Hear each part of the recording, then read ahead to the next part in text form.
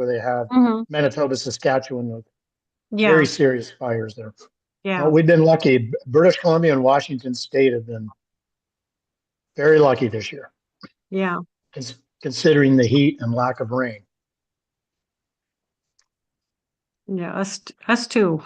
Yeah. So except Canada sent their smoke down our way, which I did not appreciate. But Hey, it's all part of being friends.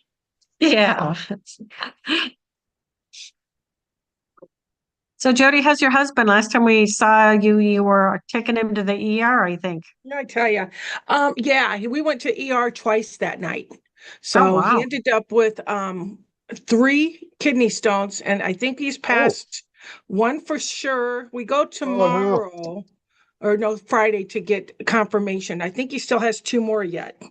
Okay. Do they not I know we've got a friend that has that problem all the time, and sometimes they do like an ultrasound or something and break them up. They can't do that with him? Yeah, they can, but they're small enough that he should pass them. My husband Oh. doesn't drink a lot of water, so it's been a learning lesson for him to Mhm. start on with the fluids because he's usually coffee and a little bit of Gatorade and that's it. So he's not drank as much. He's drank more water in the past week than he's done probably in the last 2 years combined. Yeah. And we So- have a friend, this isn't medically proven as far as I know, but we have a friend who had a friend who used to have a lot of kidney stones, and apparently their doctor told him to drink distilled water. So that's all he drinks, water-wise, makes his coffee with it and everything, and said made a huge difference for this guy. Okay. But Yeah, like I we'll said, have to not try that. medically proven, but check it Sure. out with your doctor, maybe. Yeah. Well, I mean, you wouldn't. yeah, after going through what he's gone through, I think he'll try anything once he Yeah. passes them. Yeah. So, yeah. So, But thank you for well, asking. well, at least they know what it is. I know it's hard sometimes to diagnose those things. So, Yeah. Yeah.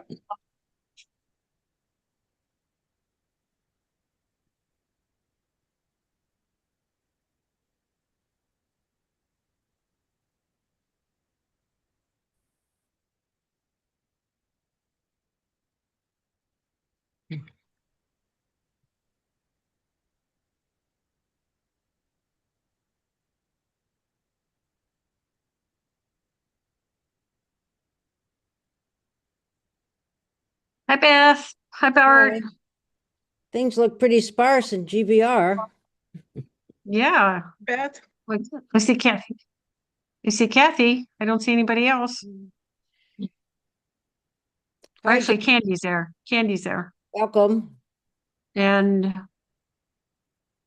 I see And what- Candy. Candy, did you bring us treats? I think she didn't. I don't Dave, know if they can hear us. I don't think they can. I don't think they can either. Yeah, I figured that Candy wasn't going to bring any cookies, so I decided not to go. I see. Oh, that's as good a reason as any.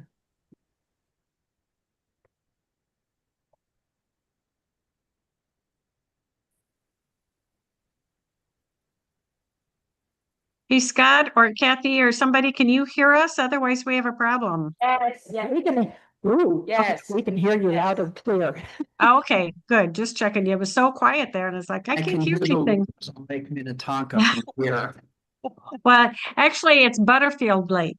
Oh, it's Butterfield Lake, there you But go. Butterfield, yes, yes, and it's beautiful. Butterfield Lake, It's absolutely gorgeous out there today. sounds lovely. You don't need to press it in, you know? We're all stuck back here with no lakes. Yeah, well, I just have to take a drive down to Parker Canyon. It's beautiful. Yeah. Except it's about 2 hours away. Yeah, it's worth the drive though, and you can smell the pine trees. 4 minutes. Progress. Okay. Okay. So it looks like we're missing a couple of people. Right about the guy. There's Nellie. Oh, yeah. Isn't that interesting? Yeah. Actually, I can't hear them all that well. But Yeah, maybe not they're just clearly. not talking into the mics. Hey, Steve. Hi there, how you doing, Bev? Good. Good. So Lanny, are you all packed, We ready got to go? more people on Zoom, huh? Lanny, We do. Yeah, I mean, I thought are you No, packed not yet. to go? my kids used to. Not yet. They have these deniers. Tomorrow. We'll fly out on Friday Have a morning. wonderful trip. What they said. Think of us once in a while. You did. I've been told to let it, not after I buy. Every once in a while. Are you flying out to Arizona or someplace else? I've never. France for a month? Oh, yeah. Great. That'll be fun. Looking forward to it. You got your legs in shape, Lanny? We have security cameras on. I think so. We'll find out, won't we, within in a week or so? There's I'll let you know. Play today too, or just get you? Hoping. Oh, come on. You'll have a blast. We're too kind. So we all here? 1, 2, 3, 4, 5, 6, 7. Who's that on the end there? It's Kathy and There's Kathy and Nellie and Candy Oh, that's- and is it Dave? Dave, I think. Dave, yeah. Yeah. Nellie and Dave and Candy, okay. 1, 2, so we're waiting on Bart and Marge? Bart Now was Bart's here. here, he's Bart's on. online. 9. Oh, he is. Where is he? Oh, there he is. Mark I'm and here. Marge. Okay, Bart, where's your picture, Bart? You know, I'm going mostly non-video. I just washed my hair and I can't do a thing with it. I have several. Are you watching the US Open? Now and again, yes. Yeah, just started. Okay.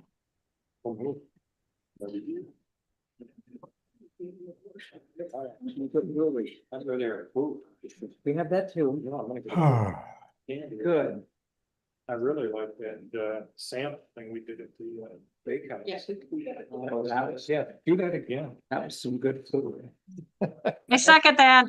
Okay, we're at 1:59 here, so we've got a few people in the audience also, so we might as well call to order.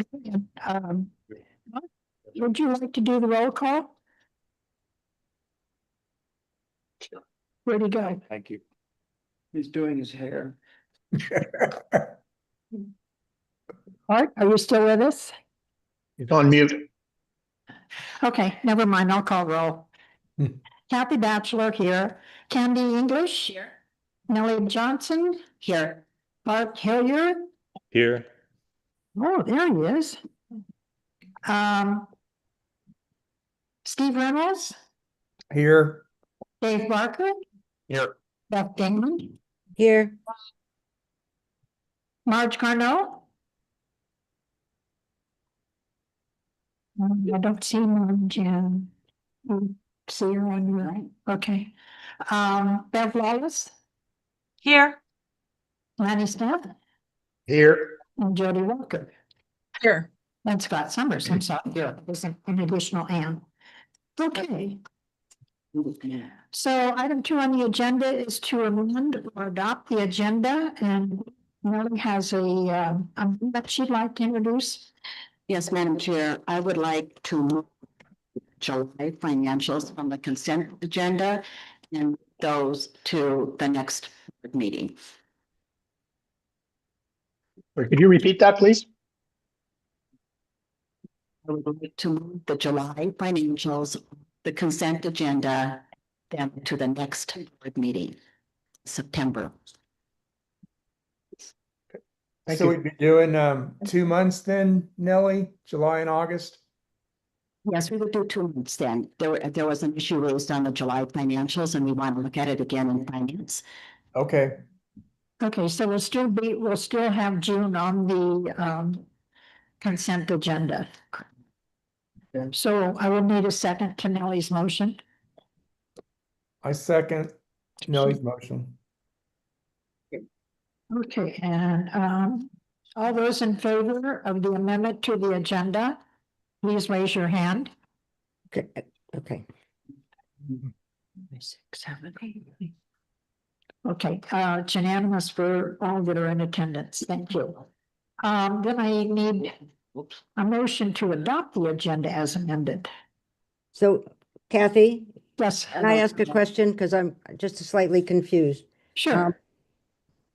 Are we going, when we get down to number 7, are we then going to discuss the consent agenda, or is that in what we're talking about right now? That, Um, has moved to move the July financials to September, but we will still approve the June right, financials. I understand what she said. Okay, What I'm asking is, right this minute, are we all including all of number 7 No. when we say, if we vote yes right now? I mean, I don't understand. Or are we going to get down to to the rest of the consent agenda and talk about that separately? well, if you have an issue with some of the other, you want to pull something off the consent agenda. you Yes, can do that. I did want to say something about adopting the minutes. Okay, for which meeting, Beth? Um, the work session, August 13th. Okay, tell you what, well, we voted on that. Let's pull the work session minutes off of the consent agenda, if you want to motion that, Beth. And then Yes, I would like to second. move it off the consent agenda just right now and talk about it later. Okay, we can do that. We can move it down to, well, we'll take it right down to B. Yeah, we'll put it above BA, whatever you want to call that. I'm looking at my assistant here for his. Okay, so Beth is asking to pull that off, and I don't think we need a motion on that. We'll just pull it off for discussion later. Pardon? Moved already. We'll need a second. Oh, okay, sorry about that. So Beth has already moved to move the work session. It's to action items down below for discussion. Do I have a second? Second. Okay, thank you, Naomi. And everybody in favor, please raise your hand.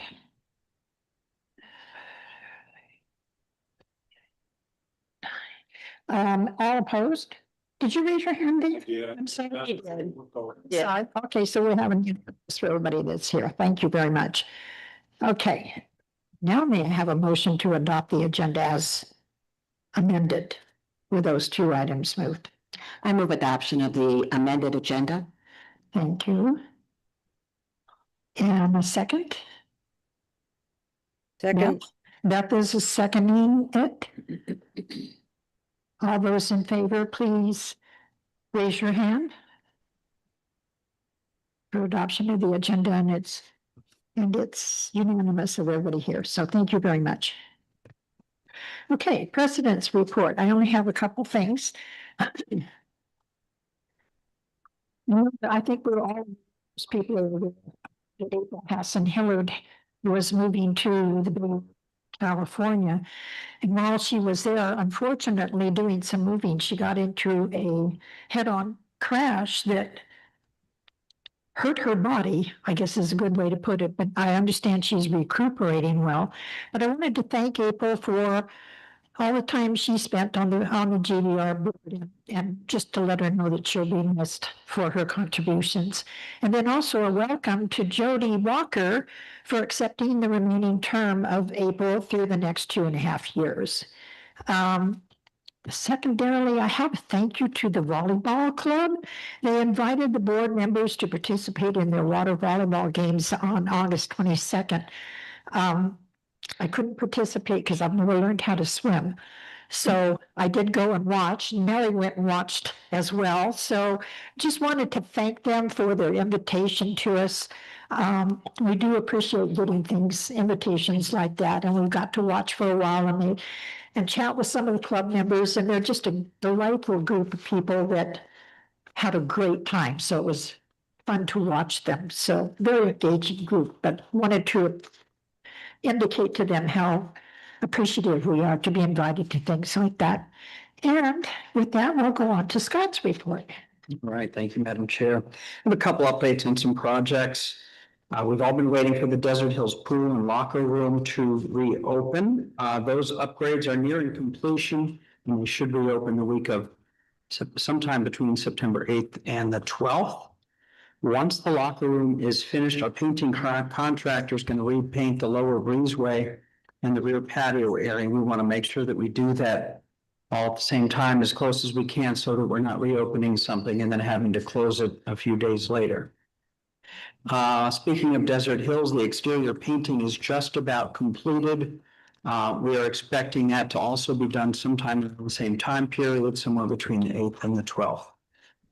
The West Center metal shop should be completed sometime around between the 12th and the 19th of September.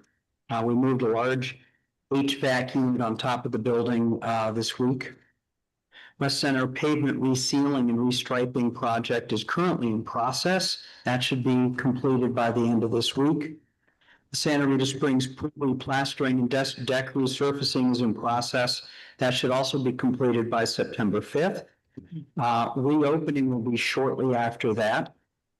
Casa Paloma 2 locker room tile repair completed hopefully around the 5th of September. A reopening date will also be announced shortly after that. And then the Los Campanas interior painting is going to start next week. We're going to do one room at a time, starting with the auditorium, and that job will take about 4 weeks. Other things, there's been some interest in bringing back regular updates to the annual work plan. We had previously done this in 2024. We haven't sent this out to the board since October of 2024, but we're going to start doing this on a quarterly basis if that works for the board. If you want to do it monthly, we can do that too, but quarterly seemed to make a lot of sense.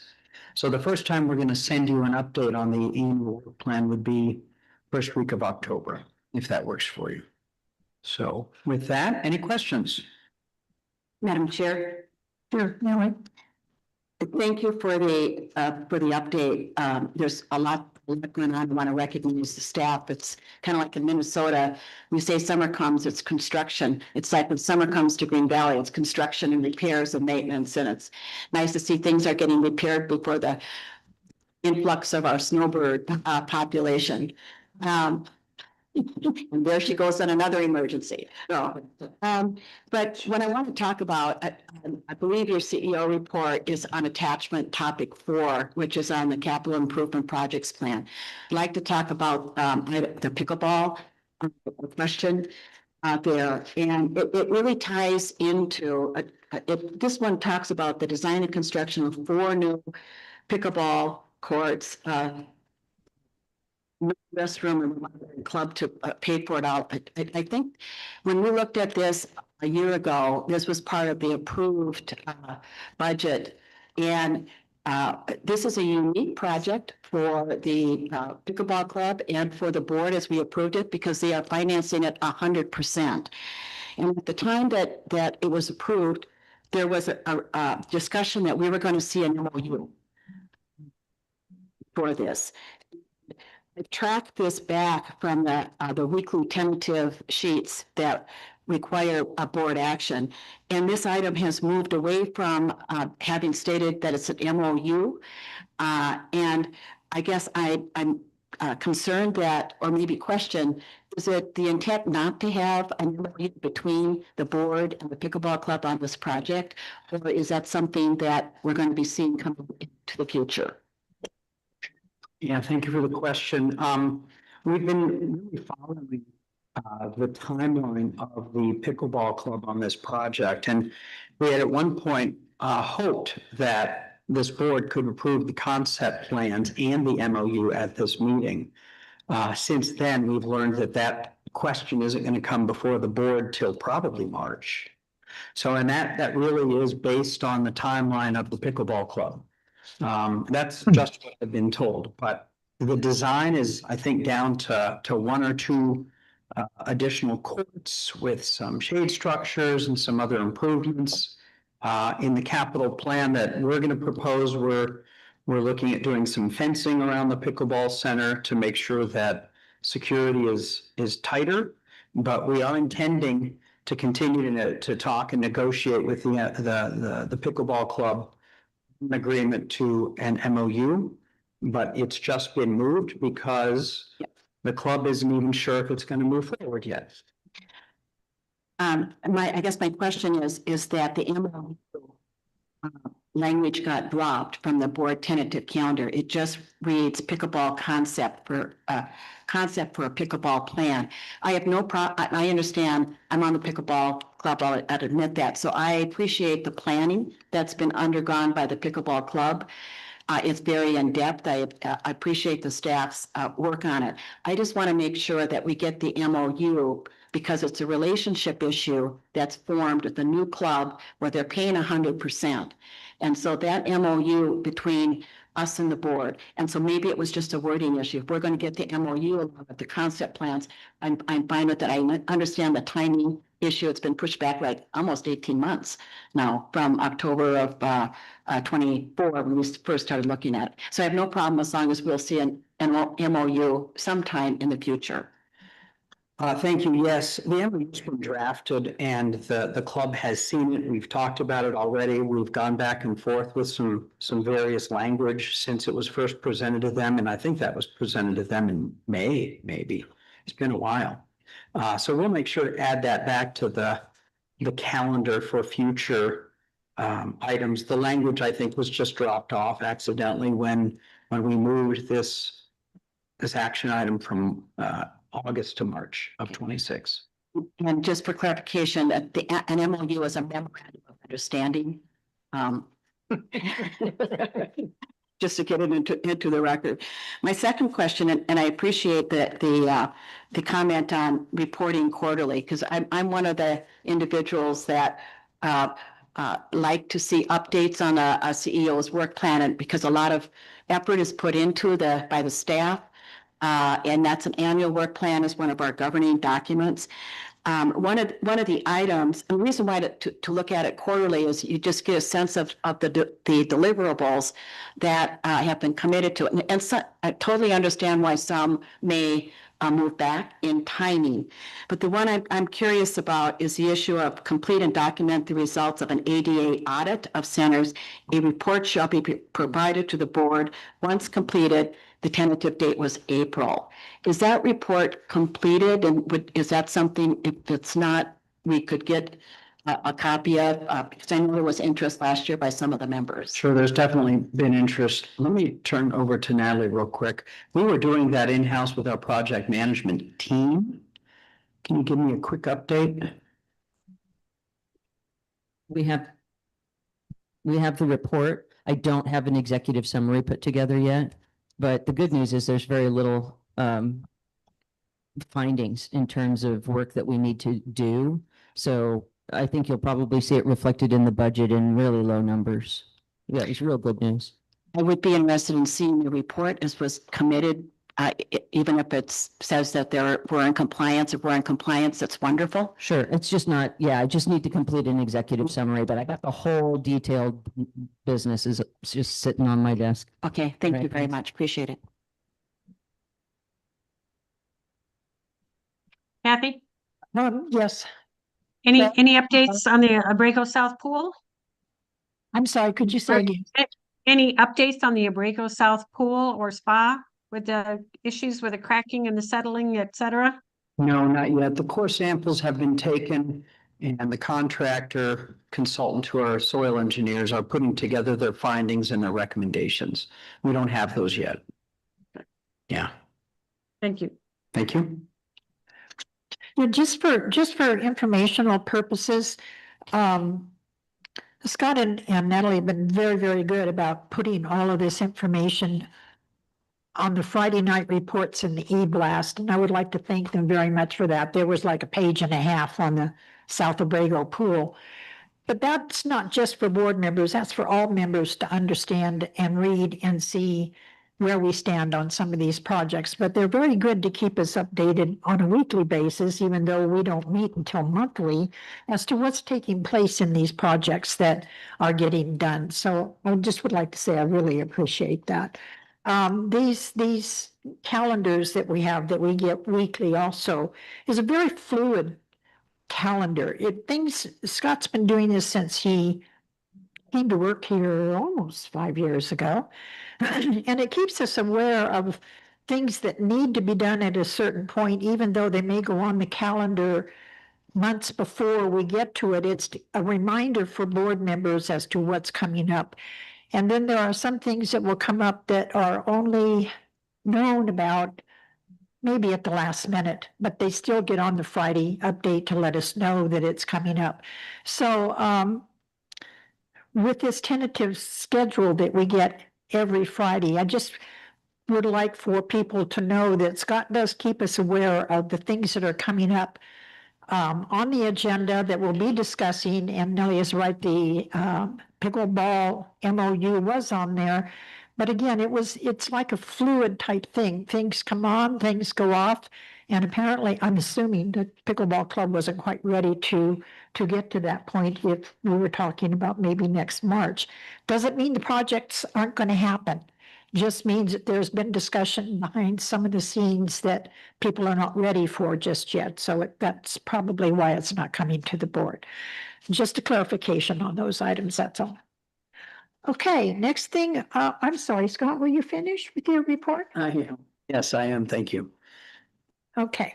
And I just got to the wrong spot. Hang on just 1 second. Here we go. To the presentation of the quarterly financial report. David Webster is going to give us that report. Okay, thank you very much. Good afternoon, everybody. I'm going to really focus on a high-level executive summary of our financials because we go over them in detail with the Fiscal Affairs Committee. You don't need to turn to the page, but on 22 is our statement of financial position. And what I highlight on that statement of financial position, which is a nonprofit term for a balance sheet, is that our operating cash, if you picked out the operating cash balances from that statement, our operating cash is $3,722,000. And the important thing about that is that our operating cash is holding up pretty close to where we projected it to be for the year. We do, cash is very cyclical and seasonal. I just think that the operating cash is holding up as projected. And then moving on to on the same report, the designated board funds, which are emergency maintenance replacement initiatives and spas, those fund balances total have increased $955,000 for the year, which is pretty good. Our investments are doing within the benchmarks that we've established, so we're getting a good return on the investments. And year to date, you might be interested to know that we spent $344,000 on projects, which is a lot compared to prior years. And we actually had a budget of, I think it was 2.3 million for the year. So we're on track to spend most of that money that we intended. And that's, like you were saying, this is a busy time for us. So that's a statement of financial position. Bev's got a question. David, you're breaking up a lot. I don't know if IT can fix that for us or not. So I missed, I got agree, Bev. Yeah. a number Yeah. that was said one, Yeah, and we're then I having didn't get the trouble. rest of the number. I'm sorry, I'll speak into the mic maybe. I don't know if that's it. Can you turn up the mic, David? I cannot. You cannot. You're loud enough. You're just breaking up. It's Yeah, Okay. Static. static. I think, David, if you stand on 1 foot, I think that'll do it. Good suggestion, Lenny. I'd I like to do see have, that. this is Jody. I do have a question on this, this statement. Can I go ahead and speak? Yeah, I'm sorry. Go ahead, Jody. Okay, no problem. I just wanted to make sure I didn't break protocol. David, on this form in the liabilities, you have listed deferred dues, fees, and programs, and that's over $3 million. I'm new, so you guys might know this. Could you explain what that is? It's an excellent question, and it's unique to us. We dues for a 12-month period, we bill them at the first of the year. And here, David, that all broke up, completely broke up. Yeah. We're getting about every other word. David, would it help if you came up and used this mic over here? It would, the trial. Candy's cleaning off the spot for you, so it might help a little. Right now, can Not good.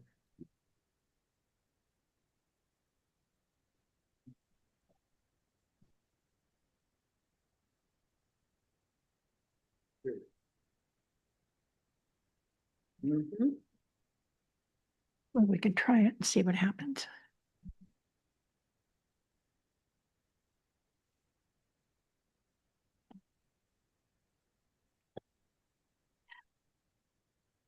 Because David so far has been the only one breaking up. Everybody else has been clear. And to me, Yeah, okay, can you hear me better now? much better. yes, thank you. Mhm. So I didn't answer the question. Okay, bill for the dues. Uh-oh. Rather than we- It's No. happening again. You're breaking No, up. this, yeah. Must be something wrong with David. You then, if there's a different line. Maybe it's his computer. So rather than book the full year January. Mm-mm. Can't hear you. Cannot hear you. Yeah. Can you speak into Candy's mic? How about now? Is that a little better? How about now? Can you hear me now? That's okay now.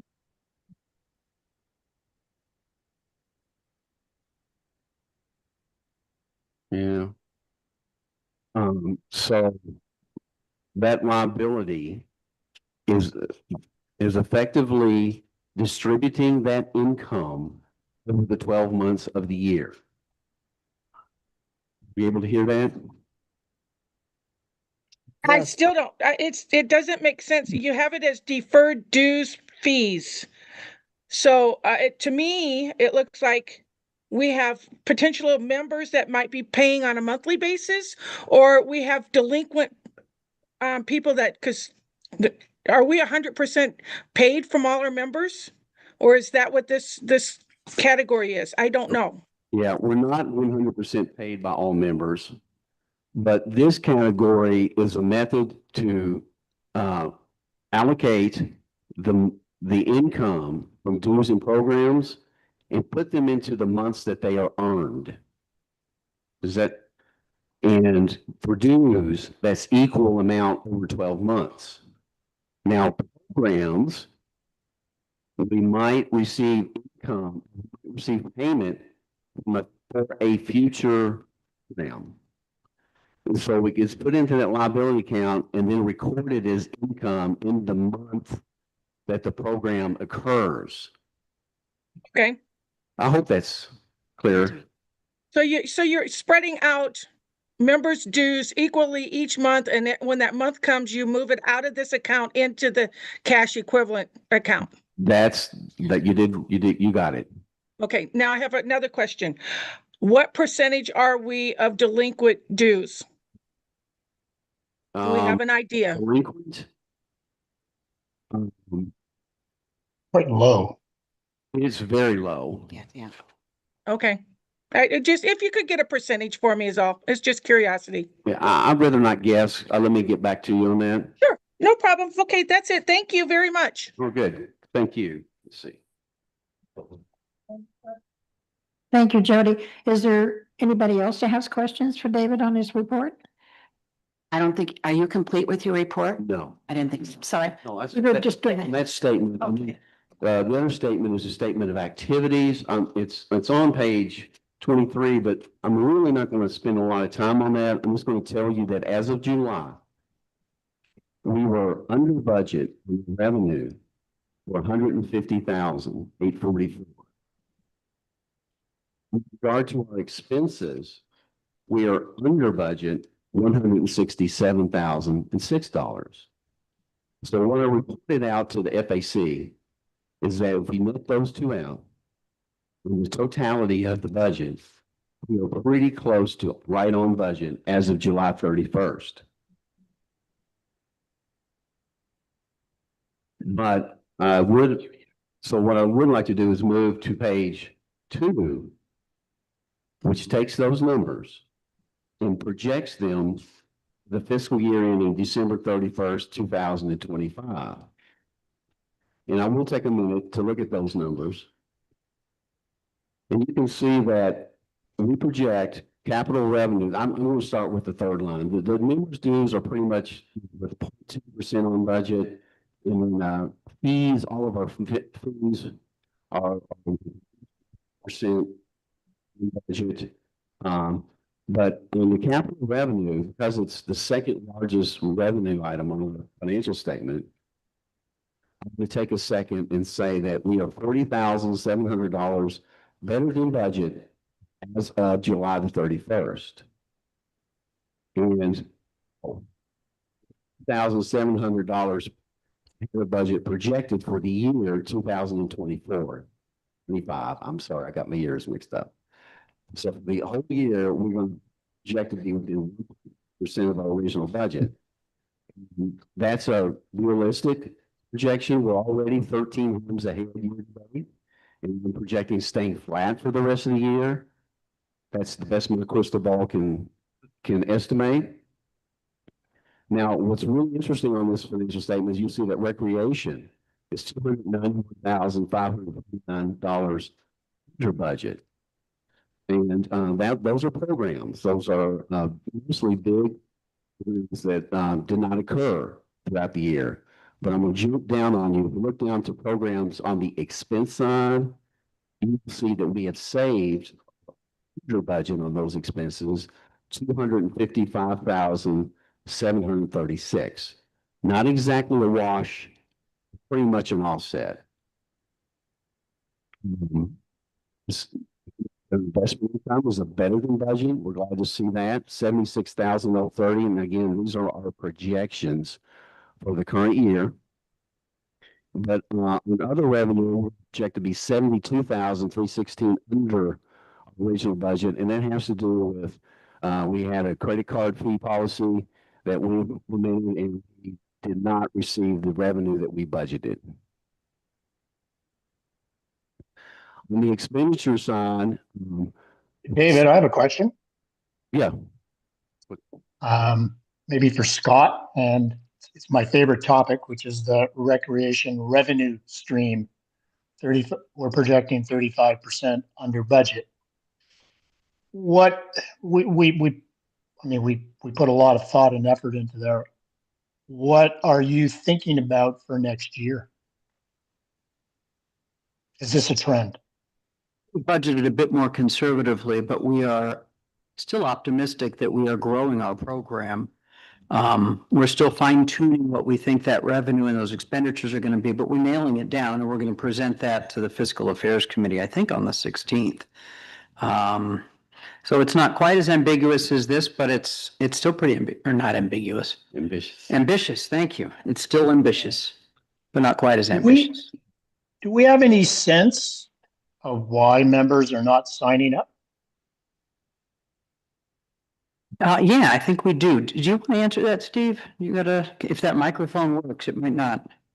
Give it a shot. Can you hear? No. And I'm only asking because we've increased it quite substantially over the prior year. I think the prior year was like 450,000 or 500,000. So I'm just get an idea of why you think members aren't signing up. I don't. You got to speak up a little bit more.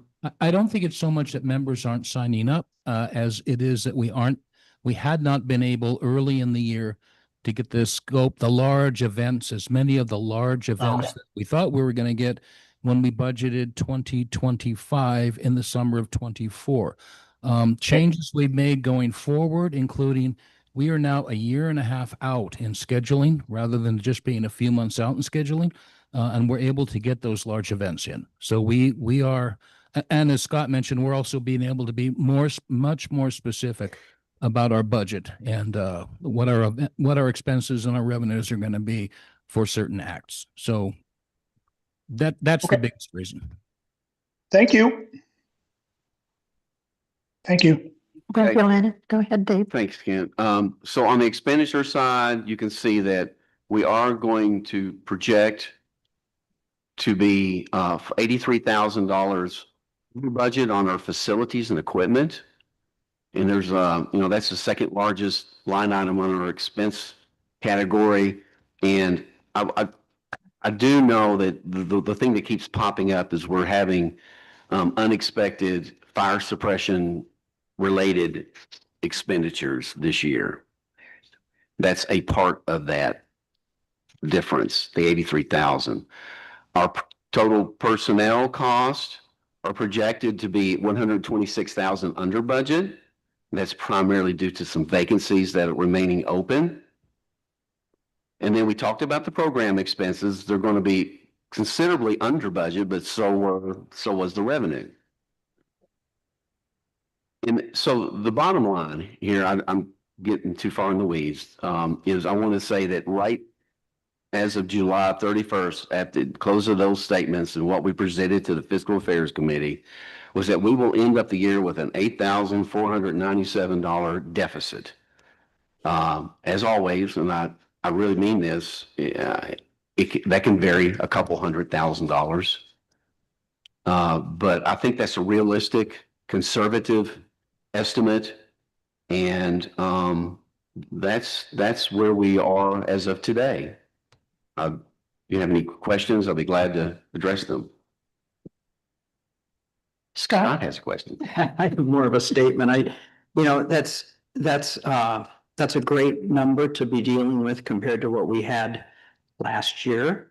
And because we do have some time until the end of this fiscal year, I think David and I are both very confident that at a minimum, we're going to come in balanced.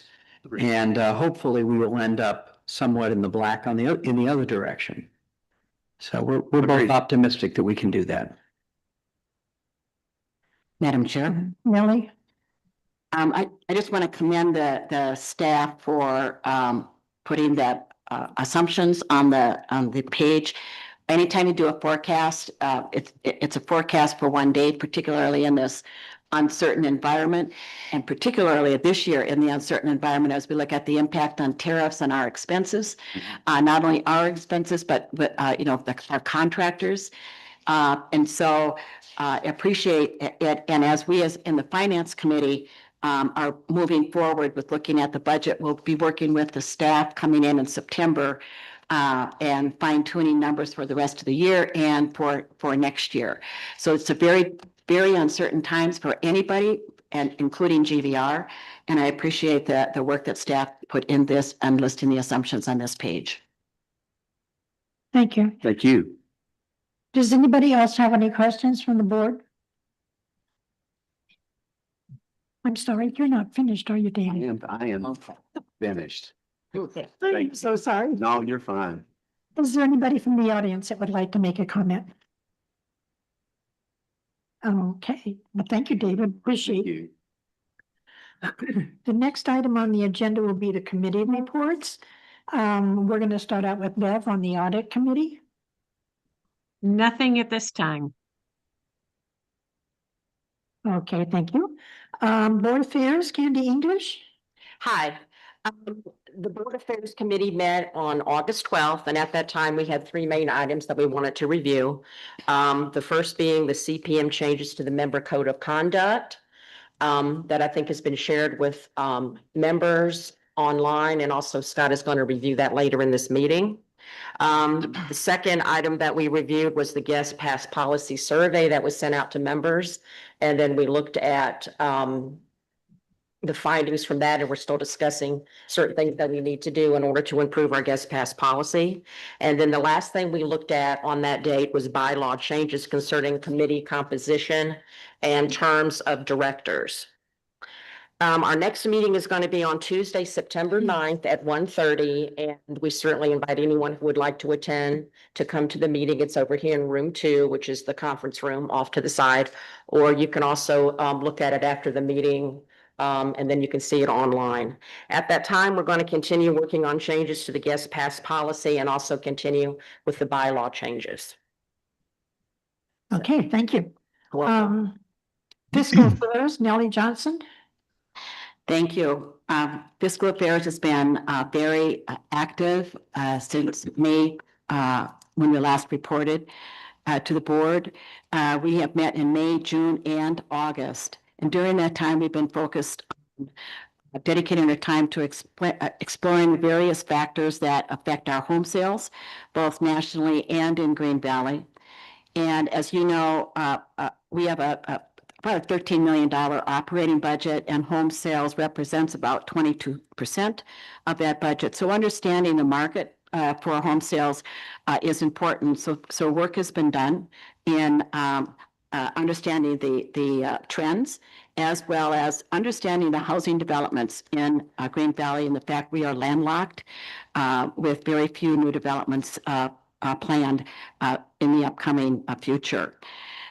We also had in August, looked at and will be bringing forward and looking at staff recommendations for revenue diversification options, as we will be putting together the budget recommendations, looking at the staff recommendations, and then advancing those forward for board approval.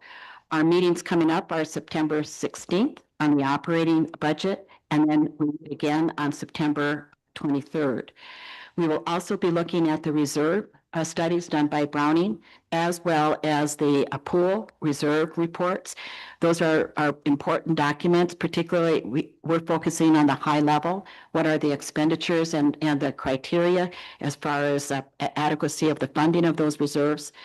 And so we'll be looking at those reports as well. So it's been a very active 3 months, and in the next 2 months, we welcome your attendance at those meetings, and I appreciate my committee's support.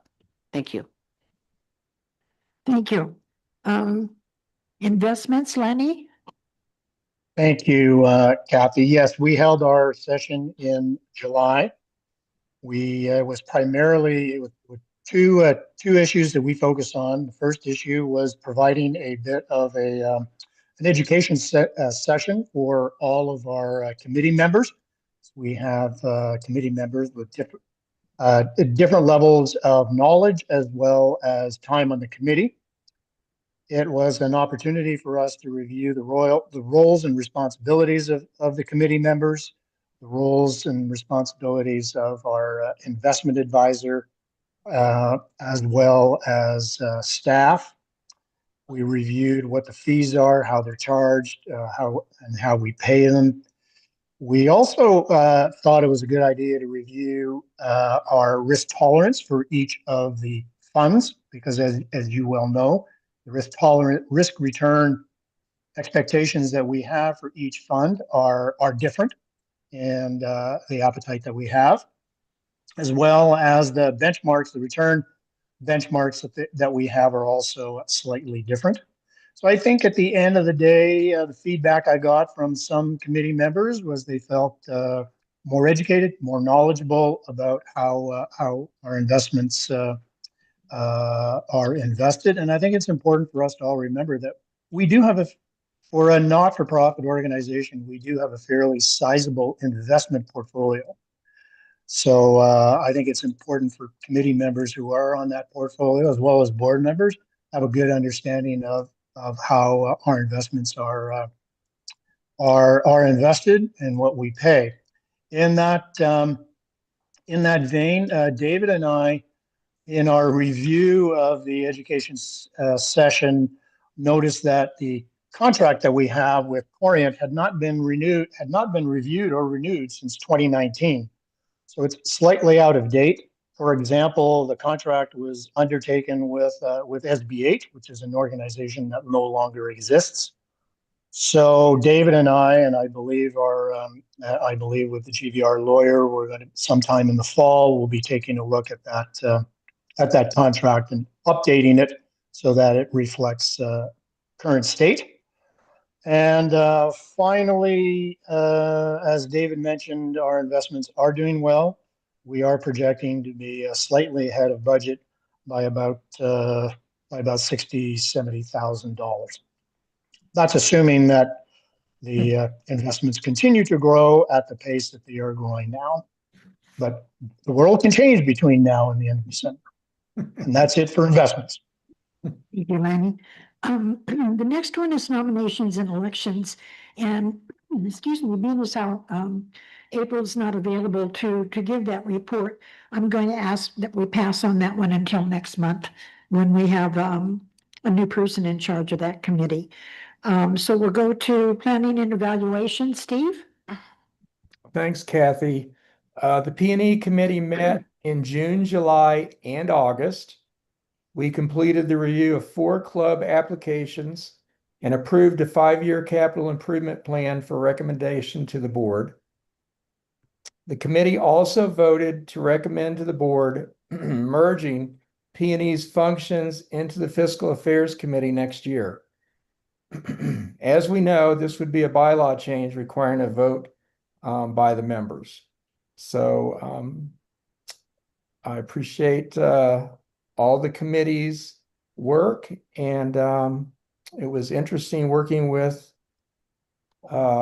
staff and the clubs to learn all about their applications. Thank you. Thank you, Steve. We'll move on to the consent agenda, recognizing that item A2 has been moved down to action items and the July financials will move to September. Do I have a motion to approve the consent agenda? I move approval. Thank you. And a second? Are you, Beth? All those in favor of approving the consent agenda as amended, please raise your hand. And it looks to be unanimous. Excuse me. So we'll go on to the action items, and we're going to do the first one we're going to do. Nancy, we'll put the minutes for the work session at 8:1, which will be before the A on this agenda. So Beth, you had some questions with regards to the work session minutes for August 13th. Yes, I just, in reading the minutes, I just wanted to maybe, amend the wording, and down on number 4, discussion of recommended marketing efforts. It says, these discussions have been brought forth due to lower house sales and GVR's reliance on membership change fee. It's important to change from an unstable revenue source to reliance on the membership dues. And so what I remembered from what Scott said, that wasn't exactly what he said. He said that, I thought he said that we wanted to look at various ways of bringing in revenue. I didn't think that it was said that we need to change from that source to membership dues. Not that I personally don't think we need to do something about dues, but the way I understood what he said was we need to, the staff is looking at various ways to bring in revenue. That was my only point on that. I just didn't remember it being said that way. You want to make a comment to that? Yes, please. Thank you. And thank you, Beth, for catching that. And I have to agree with you. I don't know that I said we should do one versus the other. I do remember saying pretty clearly that GVR's become overly reliant on the member change fee, right, which has become an unsustainable revenue source because of the variability in the market. But I agree, I don't remember saying that we needed to place more of that emphasis on the dues. So maybe can we consider striking that last portion, which is it's important to change, well, The whole sentence. let's see here. Well, I would say to strike after on the membership dues, maybe put a period. Let's see, Right. to reliance on revenue source. Be the wordsmither here. Right, it's important to change from change from this unstable, maybe this unstable revenue source. Staff has looked at focusing, improving branding and targeting and strategic, Right. or to say, it's important to change from this unstable revenue source and expand our maybe expand our options of improving revenue, something like that. I think that's a nice paraphrase. Sure. That was certainly the intent. Yes, Of the that's what I comment. thought too. Thank you. Okay, expand options to, for revenue, Right. additional Additional revenue or something like. Okay, Kathy, how about look Yep. for look for alternatives instead of expanding options? Would that make sense? either way, Sounds good, yeah. Meetings never Beth go. has already. That's given fine. Words, why don't we just leave it with, expand options for additional revenue? And I think that includes pretty much both of your comments. Is that okay with you, Scott? Nancy, are you good with that? Okay. So Nancy will re-listen to the tape and get the exact wording. So is that the only question that you had, Beth, was on that? Did we lose her? Yeah, she got up. Yeah, she I stepped think so. away. Okay, I had also seen Bart's hand up. But now he's gone from my screen as well. There he is. No, Did you have your hand up?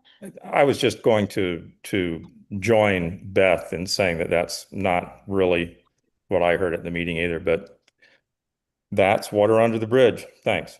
Okay. So then can we approve the minutes as amended then on this item?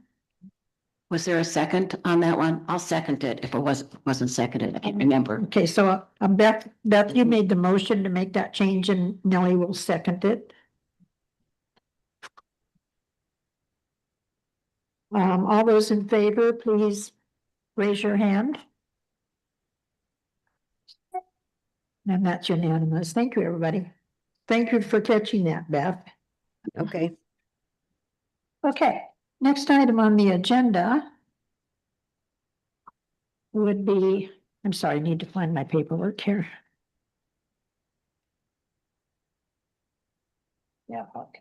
Yeah, the ad hoc committee, and I have to get down to that point.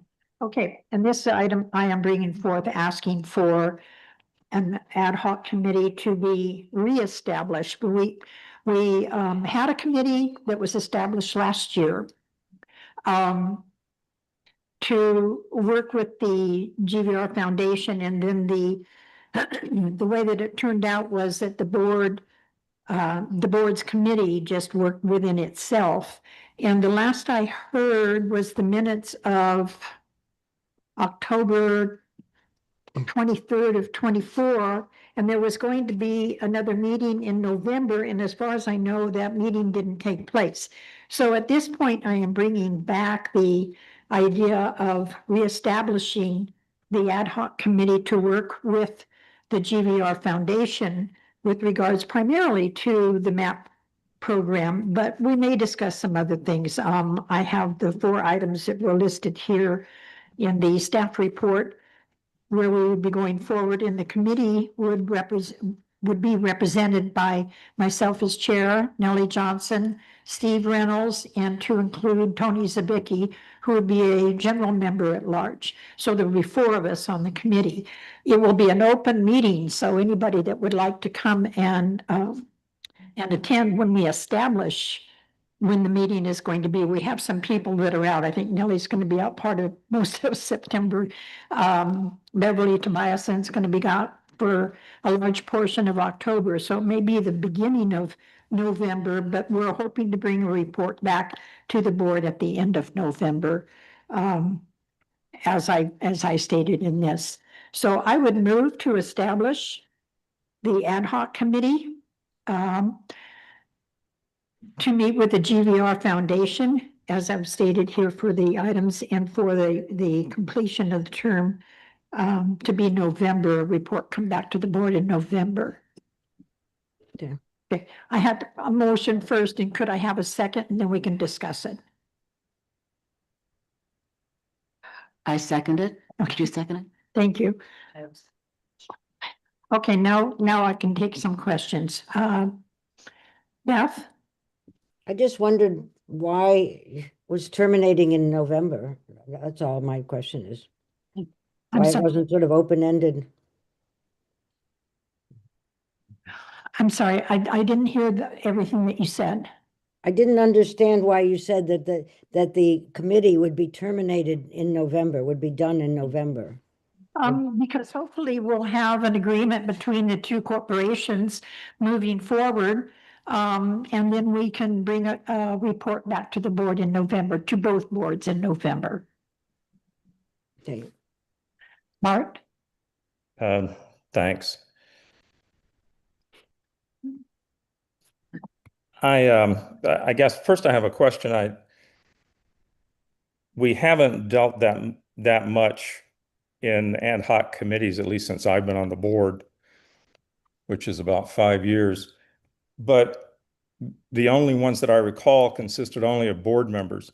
The bylaws are not specific on who may be on an ad hoc committee, but has there ever been a non-board member on a board ad hoc committee?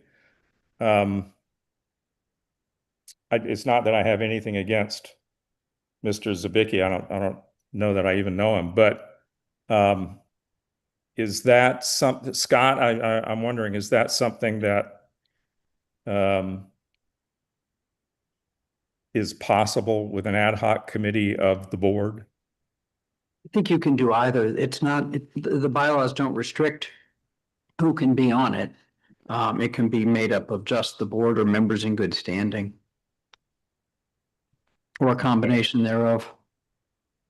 You know, If I might add, Bart, I only did that because I thought it would be a good idea to involve a member of the community that has basically been involved in GVR for a very long period of time. If he had not been available to be on the committee, I probably would have picked another general membership person, because there was nothing to prevent me from doing that, just to have I just thought it was important to bring in somebody from the outside membership. I've spoken at some and written at some length about GVR Foundation, and I'm not going to dig back into that again.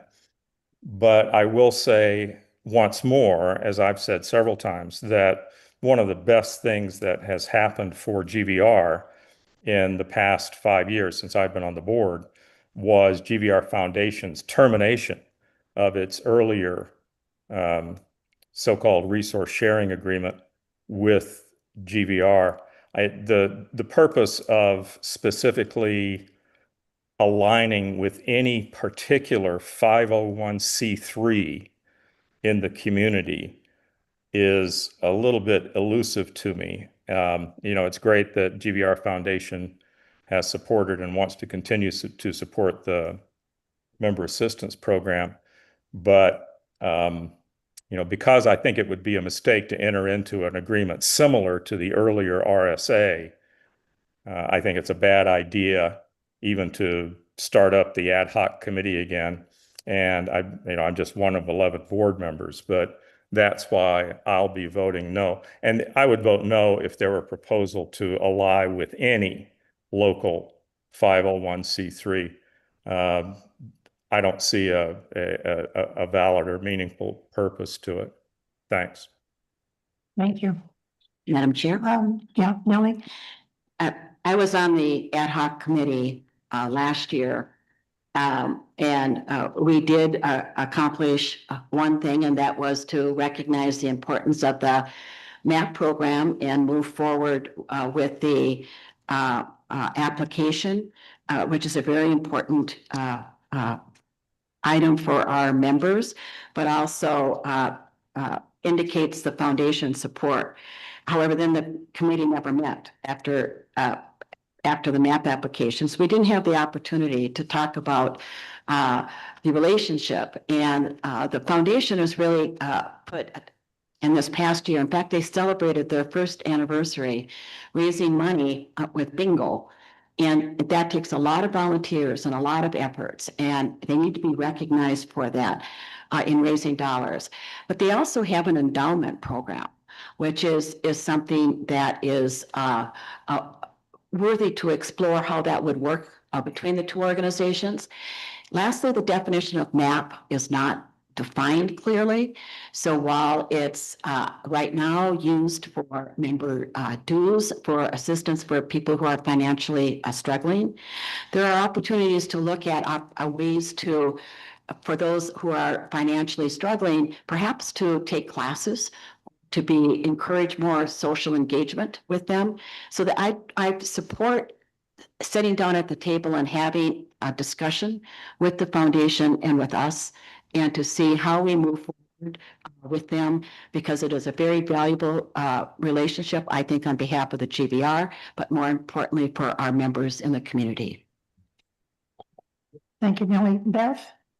I agree with Nellie that it's, it's good to sit down and talk to them, but I also think that the people on the committee should be aware, as what Bart was saying, that the relationship between the 501c3 and and us could get a little fuzzy, that we need that need to be careful about monies and how they get donated. So I assume that the committee will be aware of those issues when they sit down to talk with the foundation. Madam Chair, if I can just add on to that from being on the first committee, I absolutely agree with you that the distinctions with the IRS on a 501c3 and C4, you need to be very careful with, and there are attorney rulings on both sides. So that's why to get together and just make sure we each understand how you develop a relationship within those legal framework. Good. Yeah, thank you very much, Beth and Nellie, both of you. Is there any other comments with regards to the ad hoc committee? Is there anybody from the?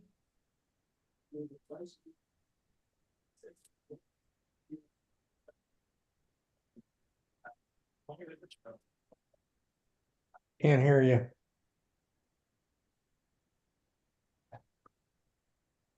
Can't hear. Yeah, it's on. Kathy, we're having trouble hearing you. Sorry, Steve, we don't have any comments from the Okay. rest of the board, as I can see, and no comments from the people in the audience. So I'm taking a vote on all those in favor of approving the ad hoc committee. If you could raise your hand.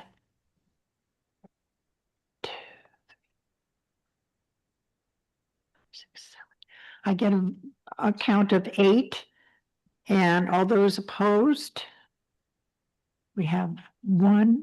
Don't we have 10 people here today? Marge is here. Oh, Marge is Marge is on here. Zoom. Okay, 2 opposed.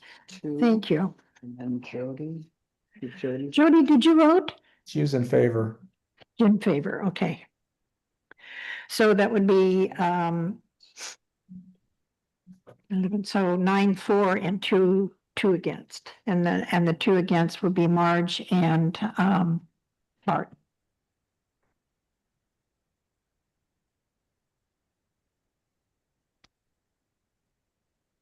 Okay, moving on to the next item on the agenda. Thank you, everybody. I appreciate that very much, and I think we're going to have a good outcome with this ad hoc committee. Corporate Policy Manual CPM, change to member code of conduct recommended by the Board Affairs Committee, and I think Andy is going to start with this, and we'll go from there. As I mentioned earlier, the Board Affairs Committee met back on August 12th, and we had 3 issues that we wanted to discuss. So primarily, this is the code of conduct that we wanted to review. And the reasons, the primary reasons that we wanted to review it was to tighten up the language and make it very clear and define exactly if some conduct took place, what would be the consequence? And also to clarify differences between minor and major violations. And increase the consequence of minor violations from 10 days to 30 days. And also to make sure that we kept an appeal process in place. So with that, I'm going to go ahead and turn it over to Scott, and he can discuss in finer detail what it was that was discussed in the committee and sent to the board's work session. Thank you, Madam Chair. I appreciate that. So the board in a work session, August 13th, did review the red line draft as well as the clean copy, but the red line draft starts on page 33 of your agenda packet. And as you can see, there's a lot of changes. The Board Affairs Committee has reviewed and made recommended changes that were presented to the board at the August 13th work session. I think Candy did a great job summarizing what those changes were. Page 36 is the clean copy. And rather than going through all the detailed changes, I'm going to open it up to questions if there are any, and then we'll ask for a motion to approve. Any comments or questions for Scott? The board members to start? I'm not seeing any, so does anybody in the audience have any questions or comments? Would you like to come up to the microphone?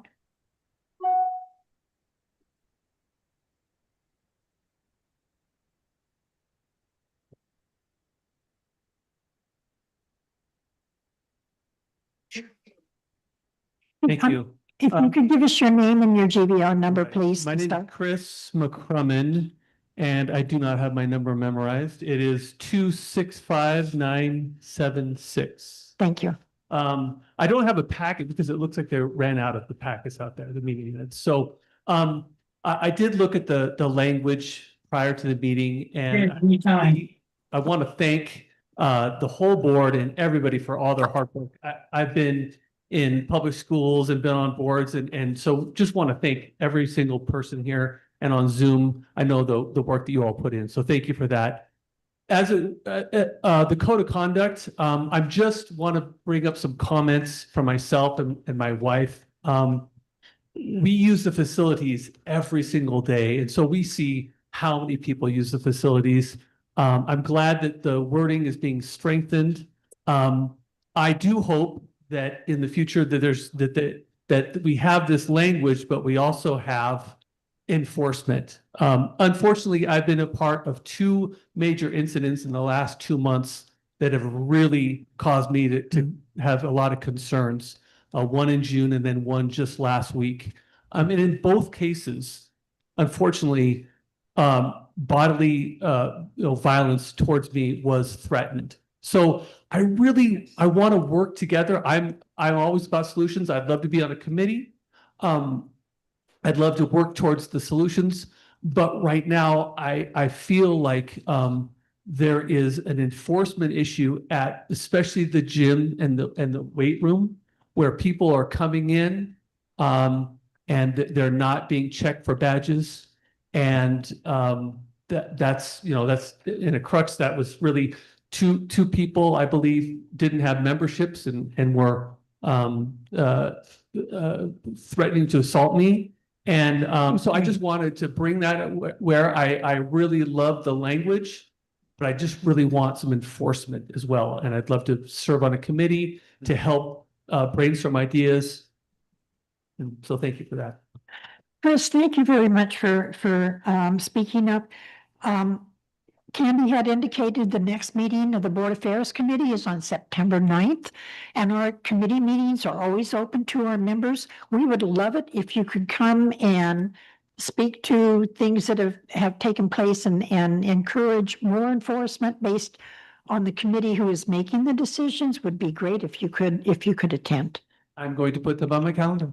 Great. It'll be in room 2 over here on the side of the building. Thank you for speaking up, Chris. Are there any other comments from the audience? Okay. Scott, anything you want to add? No, thank you. I think you've covered it. Then, Sorry, I think you've covered it. then we'll entertain a motion to approve, the code of conduct change. Candy, do you want to do that at your committee? Sure. You found it. Is that where it is? There we go. Okay, the recommended motion is that I move to approve the recommended changes from the back to the CPM member code of conduct as presented. Do I have a second? Beth, thank you. And all those in favor, please raise your hand.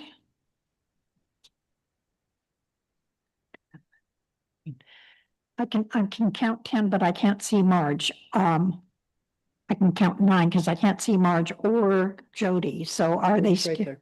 Jody's a yes. Oh, she's not on my side. Oh, there she is. Yeah. Thank you very much, Jody. Okay, so 3, 6, 7, 8, 9, 10, and I don't see Marge. Are you getting anything from Marge?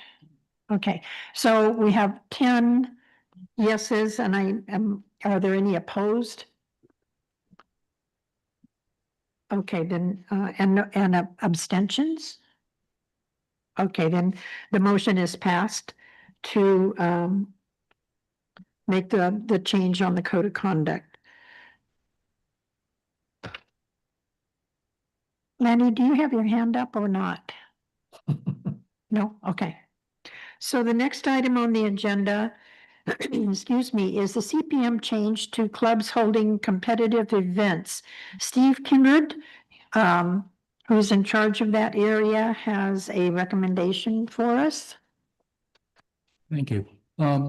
This is a follow-up to an event the pickleball club held in March of 25 when they. I'm sorry, Steve, could you speak up just a little louder because I'm having a hard time hearing you. This request is a follow-up to an event the pickleball club had in March of 25 when they had a large event at the pickleball center where non-members and non-guests who were not participating in the event, they wanted them to be allowed to be at the event. In other words, spectators or attendees at the vendors. Because that was not specifically authorized in the CPM, we came before the board in February to get permission for that event. What this request does is 2 things. One, it specifically authorizes non-participants to be in attendance at an event such as that. And the second thing it does is it authorizes the CEO to grant this permission if in the future some sort of situation like this that, you know, we just don't know how it might happen. But if it does happen, that the CEO is authorized to grant this permission. We have a recommended motion that states just what Steve just recommended to us. So is there any discussion from the board members? Jody? I'm kind of confused. So is this just for competitive events for fundraising? Or is it additional, because it also says clubs may grant participation to guests at their discretion. This is So I'm simply, confused. this is simply for competitive events that the clubs are holding. Okay, then what does number 3 say? That on page 40, number 3 says outside of league play, clubs may grant participation to guests at their discretion. That applies only to eligible guests. Okay, then I guess I'd like to know on number 4, Scott has the ability to grant exceptions to these policies for reasons of community service. What does that mean? You want to? I suppose at this point, I couldn't give you a specific answer to that. The reason the reason this was put in there is so something came up in the future, such as did in February for the March pickleball event, when the CPM did not specifically authorize non-competitors to be at the event. If something like this were to happen again, that Scott would have the authority, Scott or the CEO would have the authority to grant permission for these people to be at the event, to attend the event. Attend or participate? Either.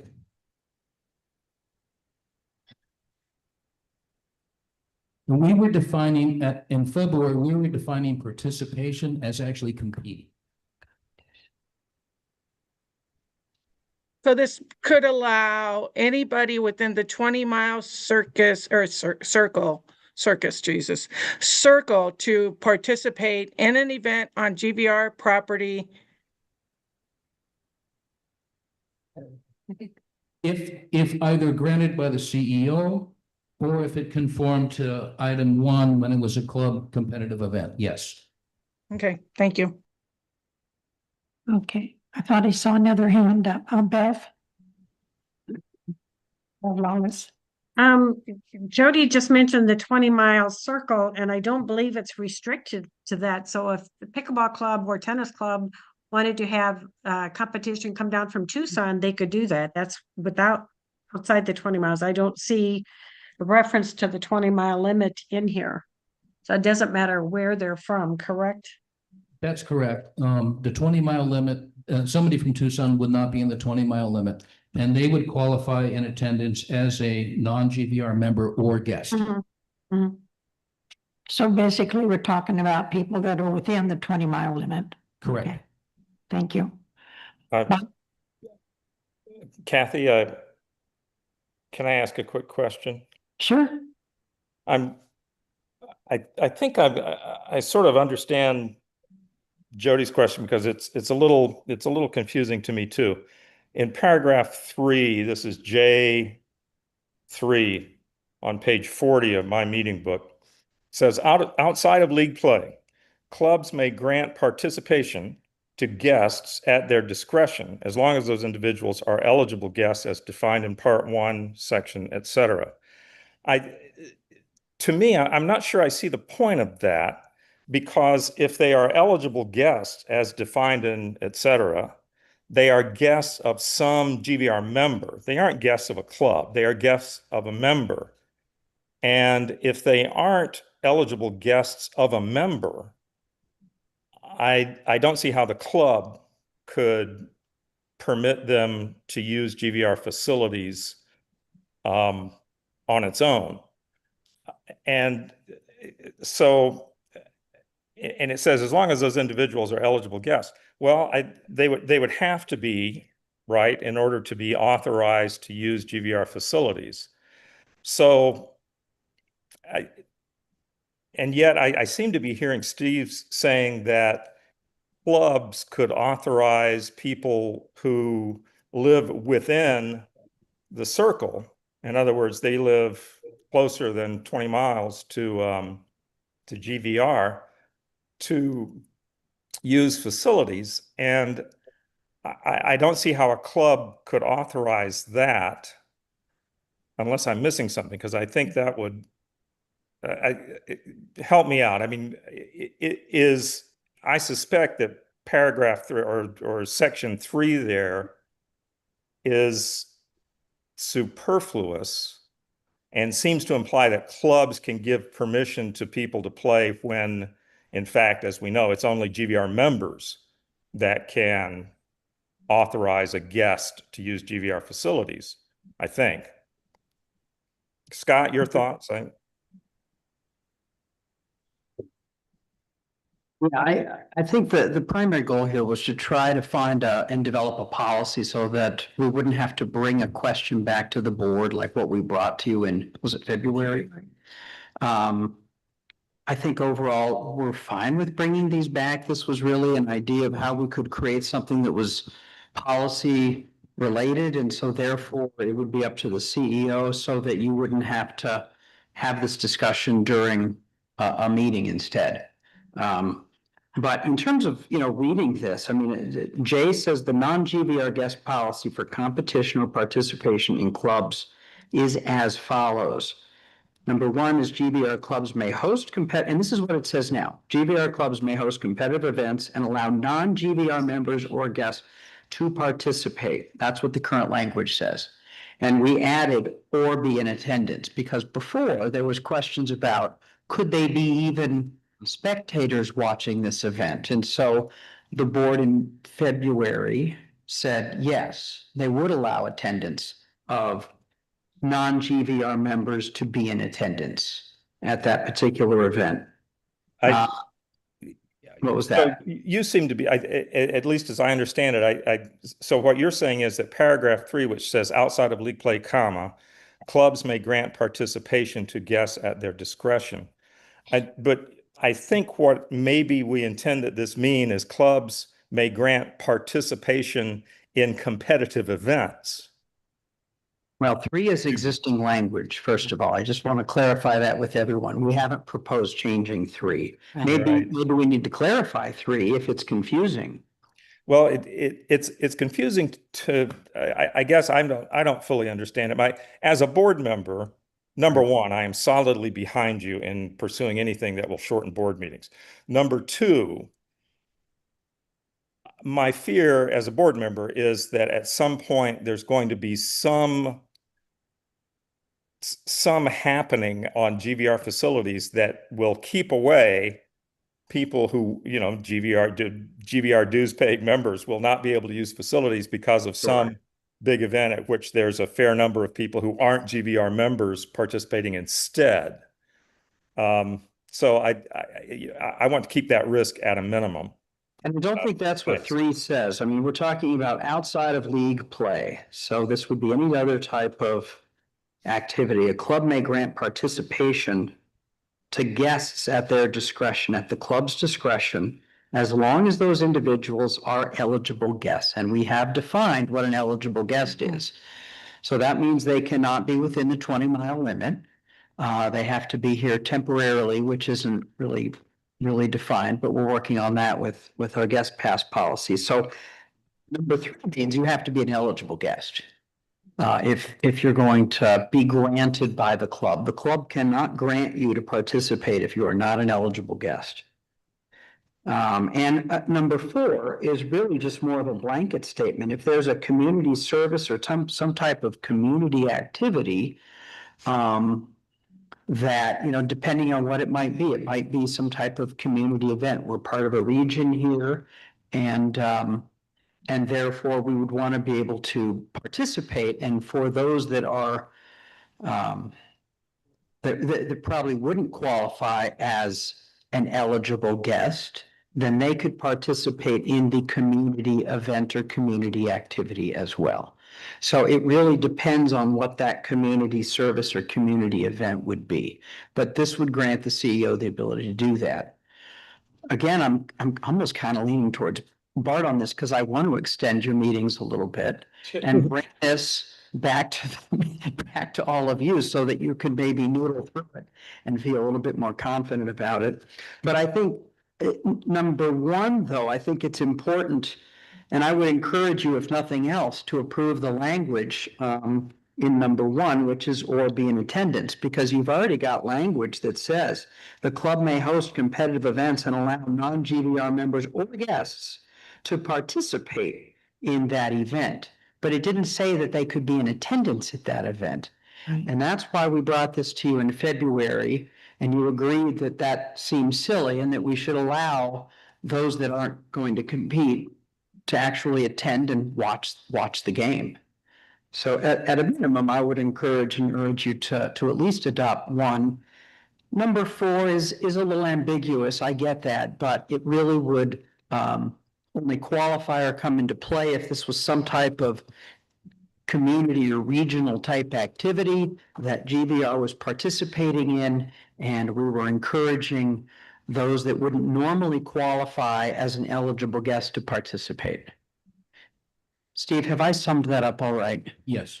Oh, good. Okay, at this point, let Bev has had her hand up for a while, then Millie, then Beth, and then Steve. So go ahead, Bev. Okay, I was confused to begin with, so, and I was concerned about number 3. So I can invite an eligible guest if I'm in the pickleball club, but it's got to be somebody outside of the 20-mile limit, so I can't invite my buddy from Tubac or Quail Creek to come and play with me, right?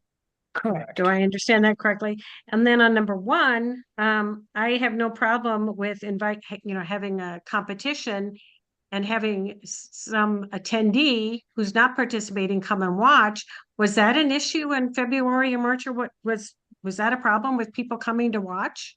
Well, it was because the CPM, as you can see here, doesn't allow that. It very clearly says that those members or guests can participate, but it doesn't say they can attend.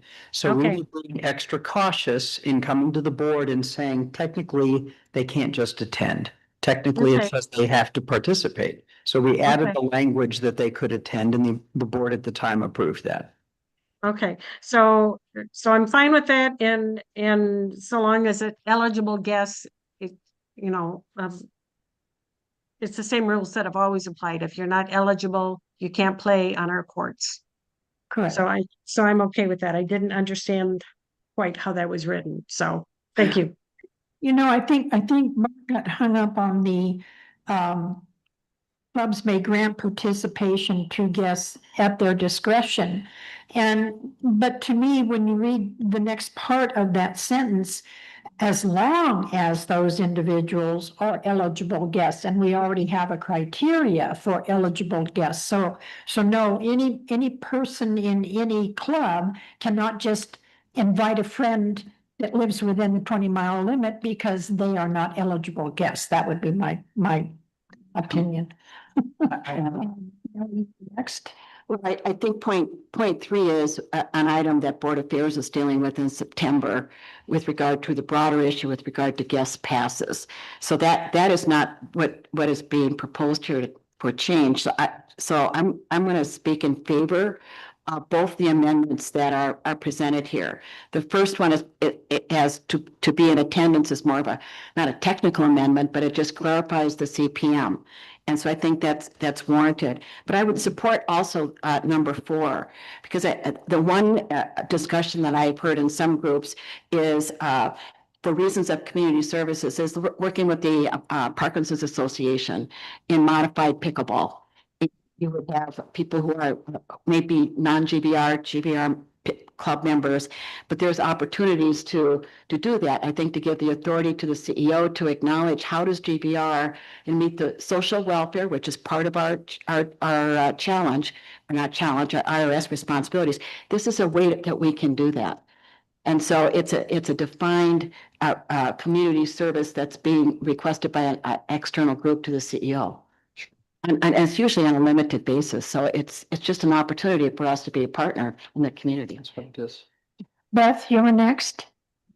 That's okay. I think Nellie just sort of explained it better. So if Okay. it's what Nellie says, then that's fine. Okay, Steve, you were next. Yeah, I just had a question about the protocol for this amendment and whether it should have gone through the Board of Affairs first before it came to the board. And then I think I'm going to ask this question to Scott on number 4. Would that cover the high school tennis team practicing on GVR's courts like they did last year? To answer your first question, I think if I recall, the CPM was amended so that not every amendment to the CPM needs to go through the Board Affairs Committee. We can double check that. So I think we're following protocol. And in this Okay. case, we did bring it right to the board.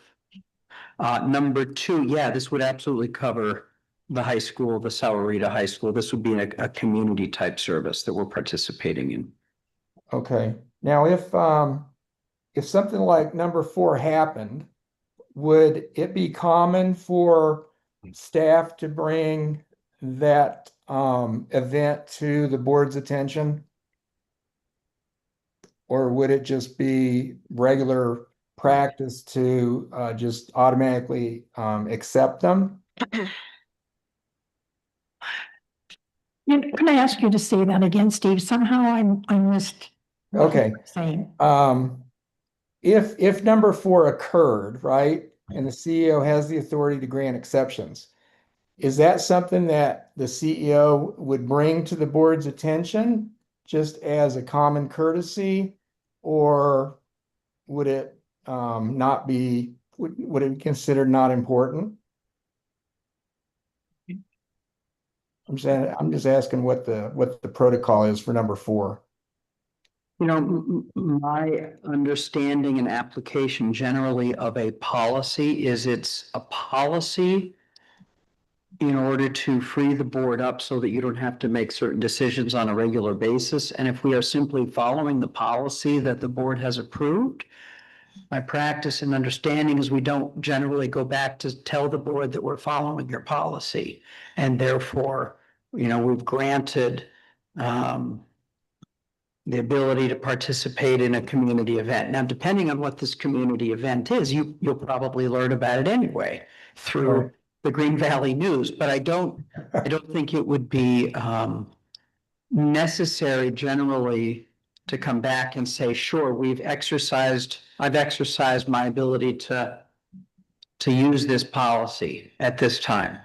And I want to add to that, though, if that's something the board wants, just to make it clean and consistent, I would say don't approve this piece, because I want to make sure that if that is something you want, that you are being made well aware of it by approving it yourself. Yeah, I personally have a question about number 4 just for transparency purposes. So thank you for answering that question, Scott. Are there any other board comments on this? Are there any comments from the audience on this item? I'm sorry, Bev? Steve or somebody mentioned, for example, Sarita High School being allowed to play on our tennis courts. I would have absolutely no problem with that if Scott wanted to say, hey, it's okay to do that this week or for whatever. But I mean, I don't need to go to a vote to approve that. And I think it could be mentioned in the Friday e-blast, hey, Sarita's going to be playing on our courts this week. I think that's all we need is a heads up. We've said it's okay. Scott's been around for 5 years now. I don't think he's going to go willy-nilly just approving exceptions. He's going to make sure that he stays within the rules and the policy. So I think it's okay. Do we have a motion to accept all of Actually, this? we don't have a motion yet. I move we accept all that's as written. Okay, thank you, Beth. And do we have a second? I'll second. Bev? Okay, all those in favor, please raise your hand. 1, 2, 3. I'm counting 8. I can't see you, Steve. I'm voting no. Okay, hang I on. think Marge is voting So yes. I have 8 yeses. Oh, I see. Marge does have her hand up. Okay, so that would be 9 yeses. All those opposed? 2 opposed. That would be Steve Reynolds and Candy English. Devlin is seconded. Hang on just 1 second.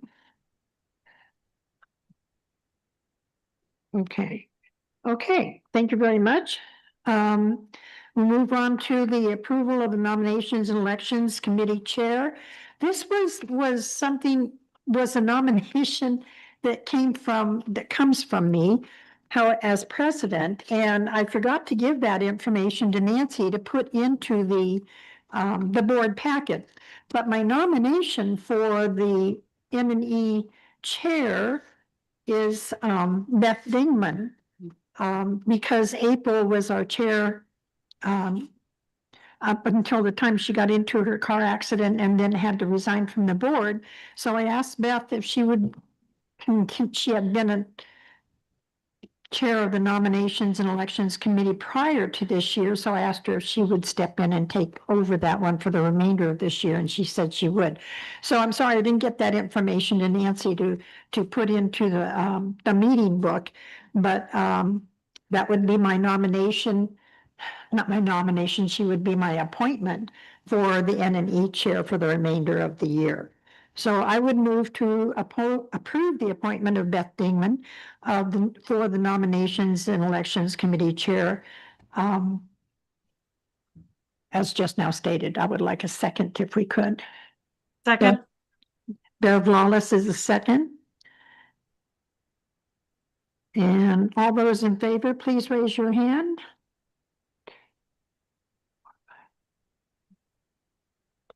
So it's unanimous, everybody here. Thank you, everybody. Appreciate it. As does Beth, I think. Yeah. Congratulations, Thank you very Beth. much, Beth, for agreeing to do that. So, board officer election for secretary, again, because April has left the board, we need to have an election for secretary.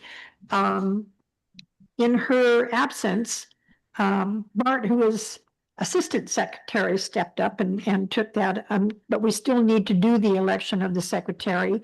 And if there's any change, and we need to have an election of assistant secretary, then we'll continue on with that. Nancy has given us the information for those of us that are here to vote in person. However, she also had sent out an email or a text, I'm not sure which, to those of you who are Zooming in. So would be greatly appreciated if you could text or email Nancy with your vote, first off with your nominations and then with your vote as we get to that point. So if we could start with nominations,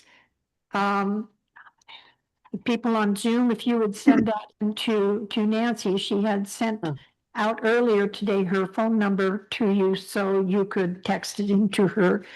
And those of us at the table, if we could make our nominations. And Could you Chris, repeat her phone number? I'm sorry. Could you give her phone number out again? Like if you, did you get the email today? I didn't. It was on Outlook. Beth, I have it. It's 5:03. Don't. Please, Steve, don't put it Sorry, to the public. Sorry, that's private information. Sorry. Okay, sorry. Thank you. Now I've totally screwed it up because okay.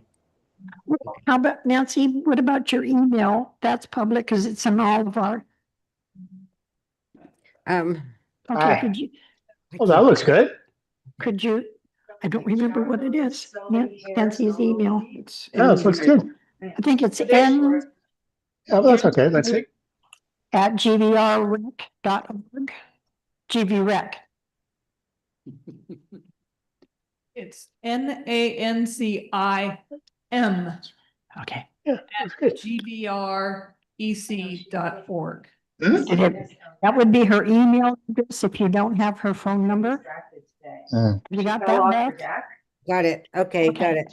Is everybody else okay with either the email address or the phone number?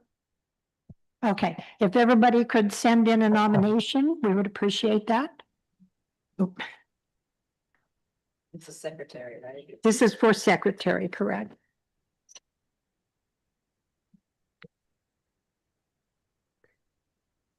Thank you.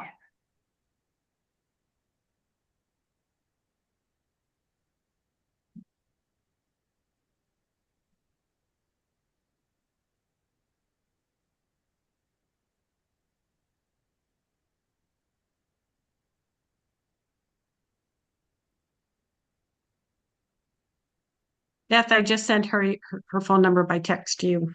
Yeah, okay. Oh, Thanks. okay, thanks, Bev.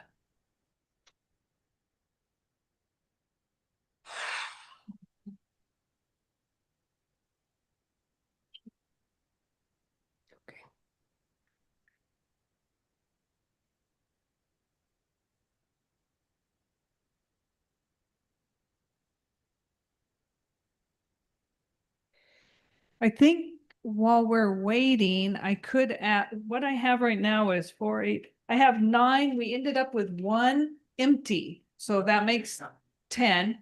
Okay, so it makes 10 in just a minute. Okay, it looks like I have 11. Let me count again. 4, 5. No, hold it.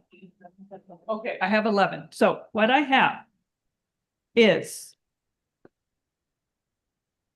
Beth Dingman, Bart Hillier, and Jody Walker. If you would like the scores, let me know. But I would like to know, Beth Dingman, are you willing to serve as the secretary? Well, I feel like you have to, I mean, I feel like you need to be around all the time. I would say, I would do it, but it feels like, I don't know if if I'm away during the summer, whether I can fulfill it. So that would be my question. Any response from anybody? Well, having been secretary myself, I really think it's maybe something of an advantage not to be in Green Valley. Thanks, Bart. Beth? Beth, I was investment committee chair for 3 years, or 4 years maybe.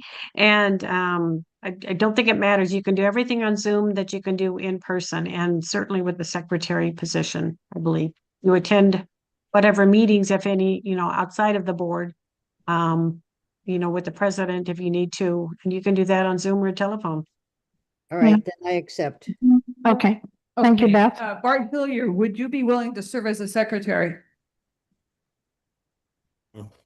No, thank you.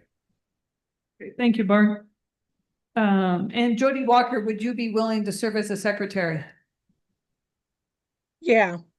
Yes, okay, thank you, Jody and Beth. Now we can please put in who you would like for between Jody and Beth. Who you would like to elect as secretary? Nellie? Oh, mine is done. I'm sorry. Saw your hand up. I didn't see the paper.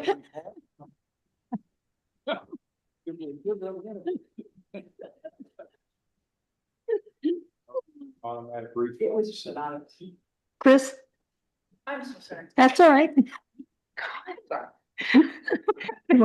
You ready to?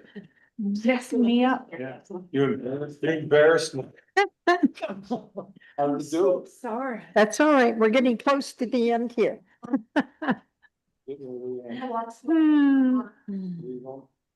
Sorry.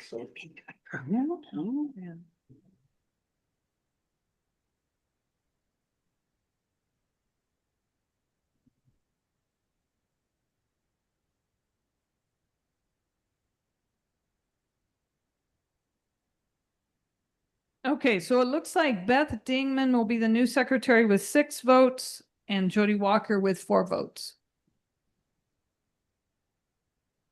Thank you both for running. We really appreciate it. So Congratulations, Beth. Seeing as how Bart is continuing on as the assistant secretary, then we don't need to do an election on that position. So we will go to the next item on the agenda, which would be to amend the motion on the board calendar, and Nellie Johnson is going to present that to us. Thank you, Madam Chair.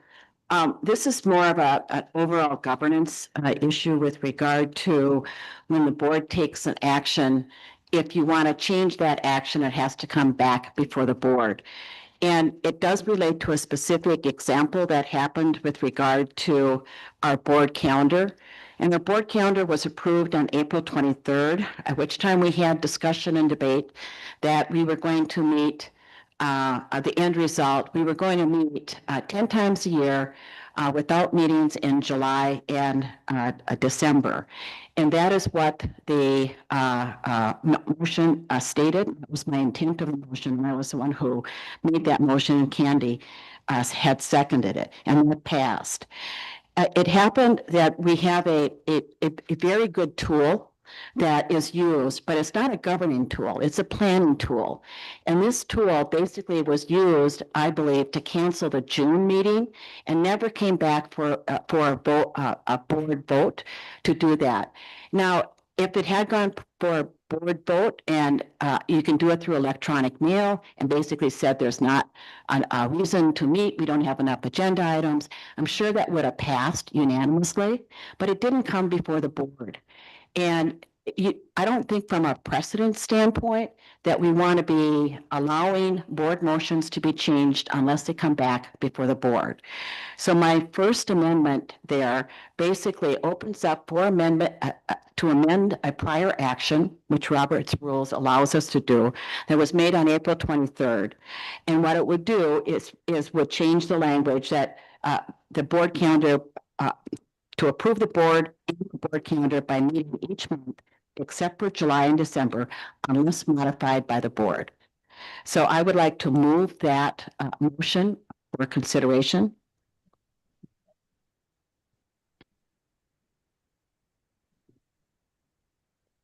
Is there a second?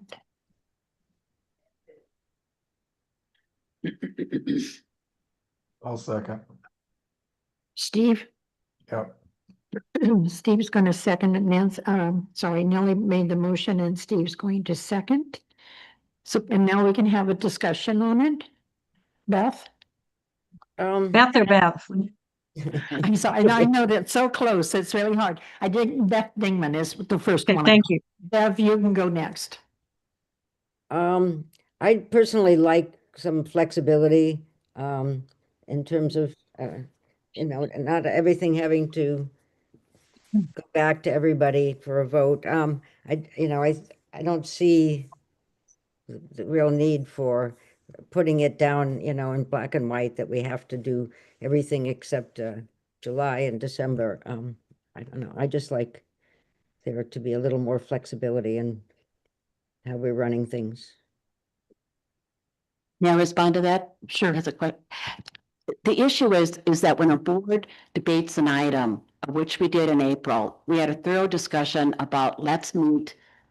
Some people wanted to meet quarterly, and we as a board agreed to meet 10 times a year. The fact is we're a $12 million organization. So from a fiduciary standpoint, we need, from my standpoint, I made this motion based on prior experience that 10 meetings were sufficient to carry out our responsibility. If it's deemed that there's not activity that's necessary, then it should come back for a board vote. You do not want to, from a Robert's Rules standpoint, you do not want to have, from a liability standpoint, changes made to a written motion that is in your CPM and in your official documents. You do not want to have that changed without board action. You open yourself up to tremendous risk. This is a real minor issue here where it says, with the June, I would have approved it, but had it come before us to not have a June meeting. We didn't meet in June and July. Our August schedule is very full, but we can have that flexibility, but it has to come back before the board. You open yourself up to tremendous risk from a risk liability standpoint if changes to motions can be made without coming back for approval. Okay, Bev? My only thing is that I don't think we should be amending motions that were made 4 months ago. It reminds me of sometime in the years past that somebody wanted to change the minutes to reflect that they said something that were never said. And I think that's wrong. I don't think we need to amend the motion. I think if you want to make a new motion and start over, that's great. I'm fine with not meeting in July or June. I would personally like them all on the calendar. And in July, you could say tentative, or you can say, it doesn't have to be set in stone, but I'd like them all there to begin with. But I don't think we need an amendment. I think a totally new motion would be more acceptable to me. Madam Chair, I'm going to call Robert's Rules. Robert's Rules allows you 2 ways to open up a decision that has been made within your board year. You can rescind the motion or you can amend the motion. And the cleanest way here is to, from my standpoint, is to just amend the motion and acknowledge that unless modified by the board. If you do nothing, then the motion stands that you don't meet in July and December, and your calendar needs to reflect that. If I Because the might, motion it has been already endorsed in April. So Robert's Rules, you either rescind or amend. Okay. If I might make a comment, I did look up what we did back in April.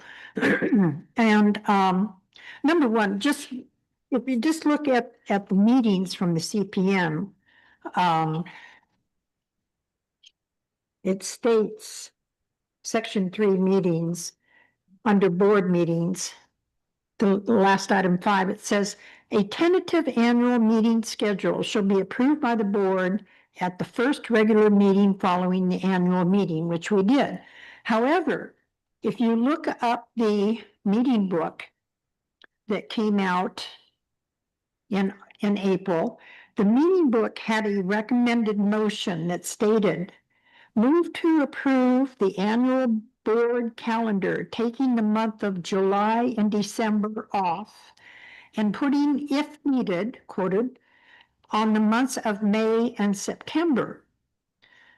That is not the motion that was made. It was a different motion that was made by Nellie and seconded by Candy. But had we approved the recommended motion, we would not be having this discussion. And I would have to agree with Bev. I think going back, I don't see a reason to go back and make a change on something that happened 4 months ago. If you want to make a different motion to go forward, then we could look at that. But this was also stated in the meeting book in April. The background justification also stated what is in the CPM, which says a tentative annual meeting schedule will be approved by the board at the first regular meeting following the annual meeting. So it's a tentative schedule to start. Seems to me if we were going to change it, when we decided not to have the June meeting, maybe that's when it should have come up. But it didn't come up. So now we're in August. And I think we ought to take a look at what's going forward rather than going back and correcting something that happened 4 months ago. Because I think the intent for the recommended motion, had we have followed that, would have taken care of this issue. And the month of May and September would have been tentative and we could have gone from there. But, you know, does anybody else have any comments on this? Board members? Yeah, I will. Yeah, just a second. Okay, is there any, I'm sorry, Candy? I have a comment about the calendar. I mean, Scott and his staff is very good at sending the board members the calendar every week and it's public out on our website. So we kind of know if we're going to have a meeting coming up or if it's tentative or if it's scheduled or if it's been changed or whatever. So me personally, this is getting really nitpicky over exact things that I think are kind of a minor issue, and I would rather spend more time discussing things that are more important or more serious and more important to the members. Because again, our calendar is published every week and we have to look at it to know if we're going to meet or not, or what's going to be on this agenda for this committee. So I don't really see that we have to make an amendment and change what we had decided, because I think the intent that we decided was that we don't have to meet every month. We're not going to meet on these 2 months. And if there's another time when we don't feel like that we need to have a meeting, then it's okay to put on the calendar tentative and we don't have to meet. So that was my take from what we decided upon. May I respond to that? The question here on the calendar is the fact that it talks about board actions and business items. What the calendar does not address is putting the importance of having the CEO report, the importance of having educational items. There's nothing on the calendar which you would allow to do that. So I understand what you say, when you say it was tentative, may not have been decided. Robert's rules, and that's what we operate on, is what is based on the written motion, and that is what we passed. And you have to be careful from a governance standpoint and liability standpoint. This is a minor issue. In the future, it may not be so. You need to follow your motions as approved. Okay, but you know, you're bringing up a couple of other things on this, Nellie, and board members have a right to bring anything forward for an agenda item that they wish to see put on. Scott has already spoken to his work plan earlier in this meeting, that he'll be doing one every quarter. But that really shouldn't have been in this motion for the board calendar. Our board calendar that we receive every Friday has things added, has things taken off. Such as the other item that we talked about earlier on the MOU for the pickleball. It was on the tentative agreement, but Scott is the one that's working with pickleball clubs, so he knows whether or not it's going forward, if they're ready to present it to the board or not. If they're not ready to present it to the board, then it comes up. It's a fluid, tentative calendar that we see every month. But like I say, any board member that wants to bring something such as education or anything else, they have a right to put it on the agenda, following the timelines that we have to have the information together for the meeting book. But that's just something aside from the discussion on this, amending this motion for the board calendar that was approved back in April. Steve, you had your hand up? Yeah, if this amendment passes, will it automatically correct the September calendar? And take the tentative, or if needed, off the September board meeting on the 24th? Just wondering if that's, Yes. because that's my understanding, that's why we're amending this. That's correct. Okay, But we could, going forward, take the if needed off of the September meeting, and I don't know, it's not, I haven't seen anything come through from last Friday, but I don't know that that's the same day as it was last Friday. If you have anything for the agenda, I don't have anything for the agenda for September, but you may have. Well,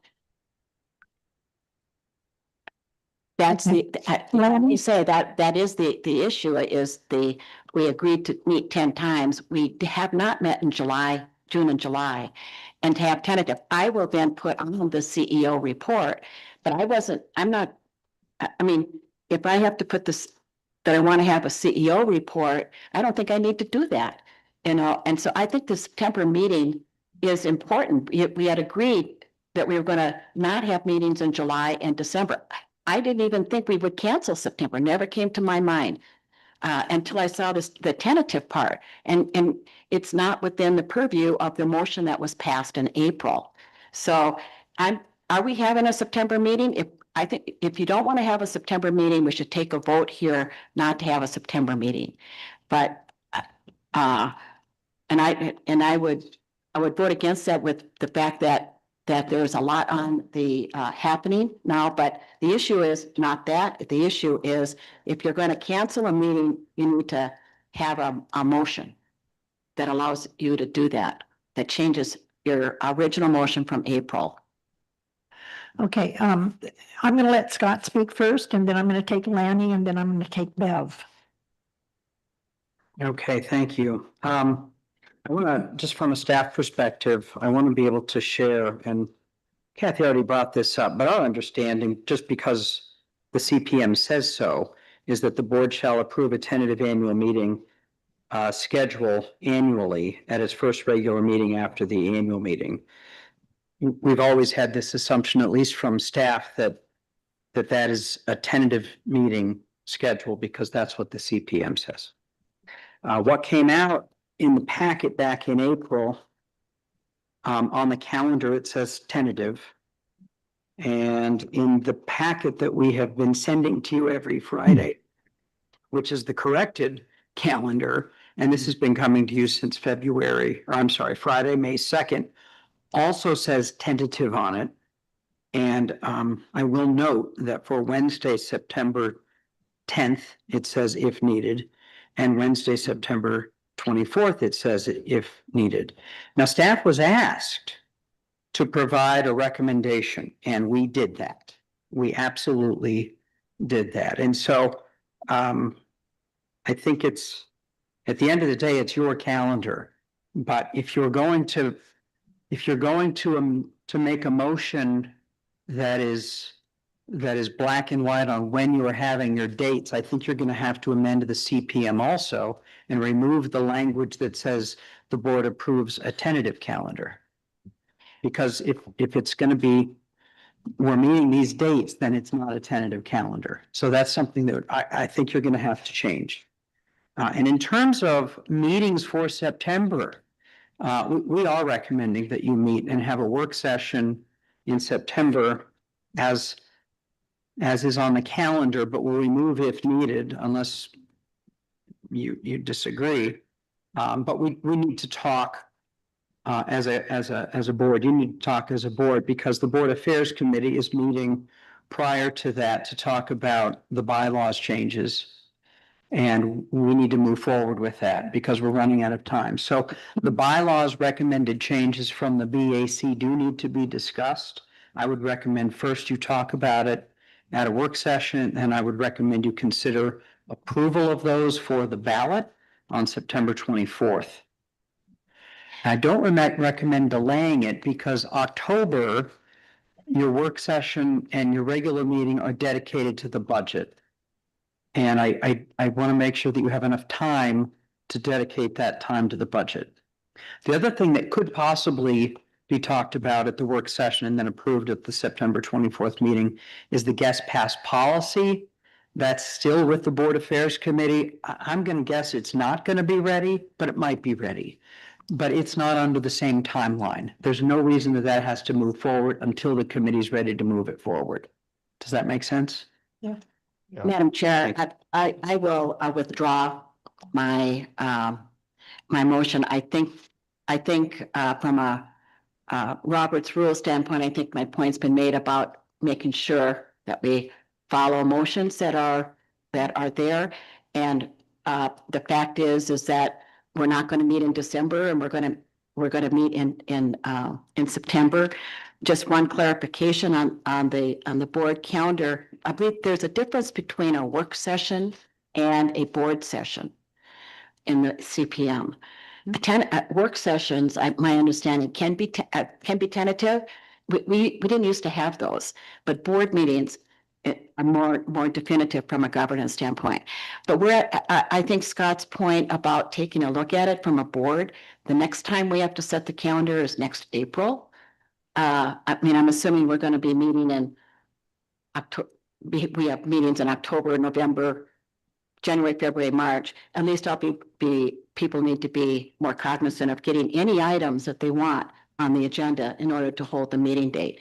So with that, I will withdraw my motion. And Steve, you had seconded. If you withdraw yours from the Robert's rules, it removes it from the table. Yep, I withdraw the second. Okay, so Bev?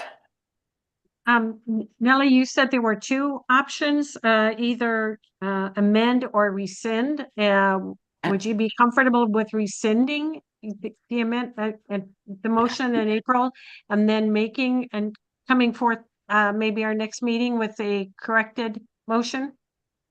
No, that that's I mean, a new motion. calendar is set for 10 meetings basically, and July and December. So I think each of us can be cognizant of getting the items on the calendar that they deem for the rest of the year. And Scott's suggestion that the board as a whole look at the CPM and as we set the calendar for the following year with the new board, we just have more discussion of how to handle that and how to handle any adjustments. Lanny?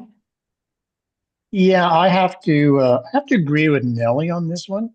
I think as a board, we passed a motion last April that that said one thing, i.e., that we were going to have these meetings, and now we're not having those meetings, and I'm less concerned about that.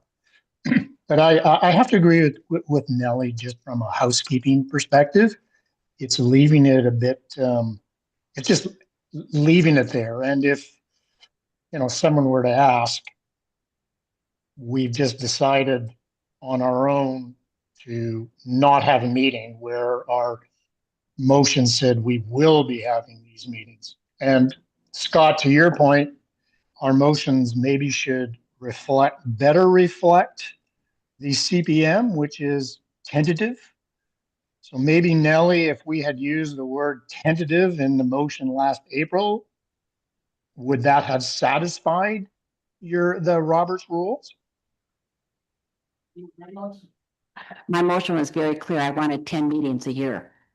And if it needed to come back to the board for Right. approval, because setting a board calendar on governance standpoint is very important. The board controls Yes. that calendar. Yeah. I agree. So that's why I think, because your motion said 10 and we said we would have 10, and now we've decided not to have 10, I think the motion should be less about changing the previous motions. Just, do we have a new motion saying that future meetings will reflect the wording of the CPM tentative? I'm not very good with the language, but rather than rescinding or amending, we just make a new motion saying that on a go forward or for the balance of the year, our meetings will be held on a tentative basis or whatever. Something to that point. Because I do agree with you. There's a governance issue here that if we don't somehow reflect the change. Does that make sense, Nellie?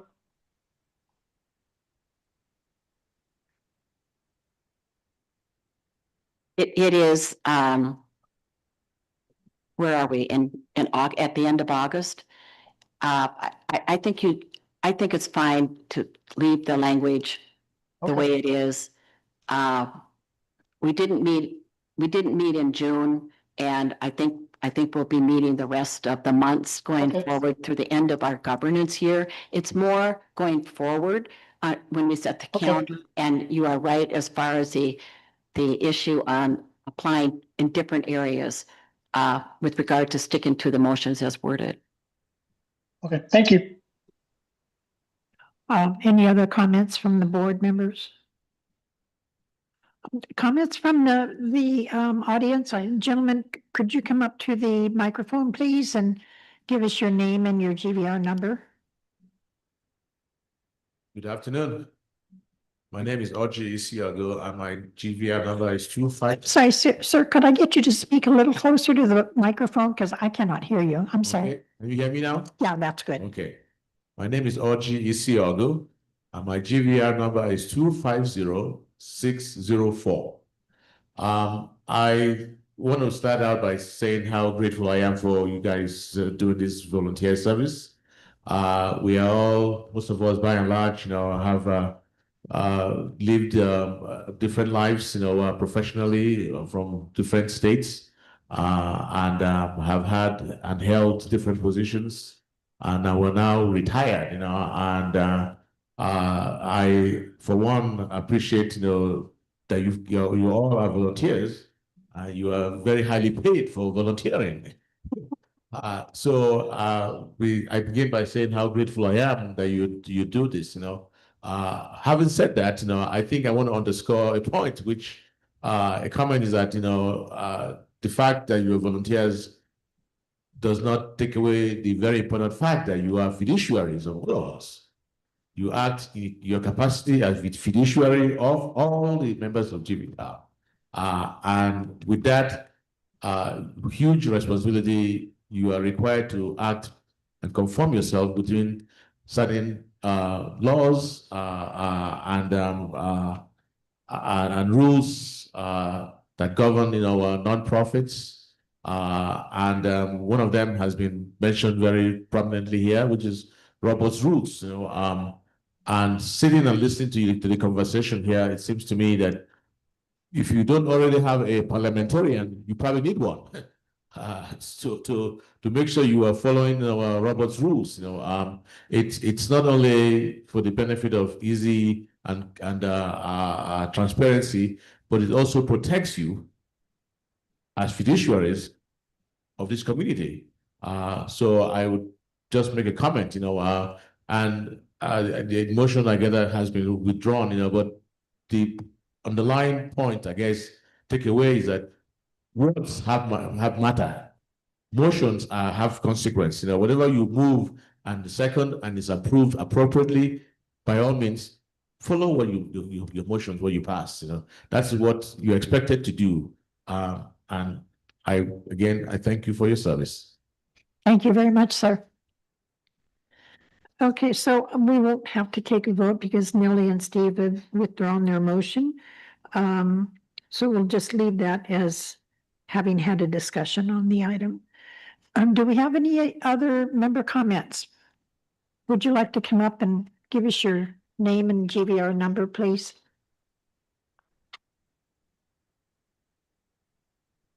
Yes, hi.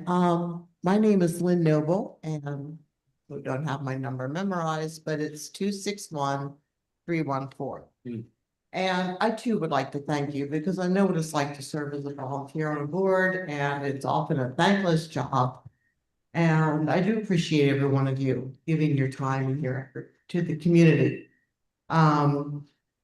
With that being said, I have a few just points that my friends and I have been talking about, and I've been assigned spokesperson to that. And one of those is the amount of construction and work that has been done on the facilities here over the summer.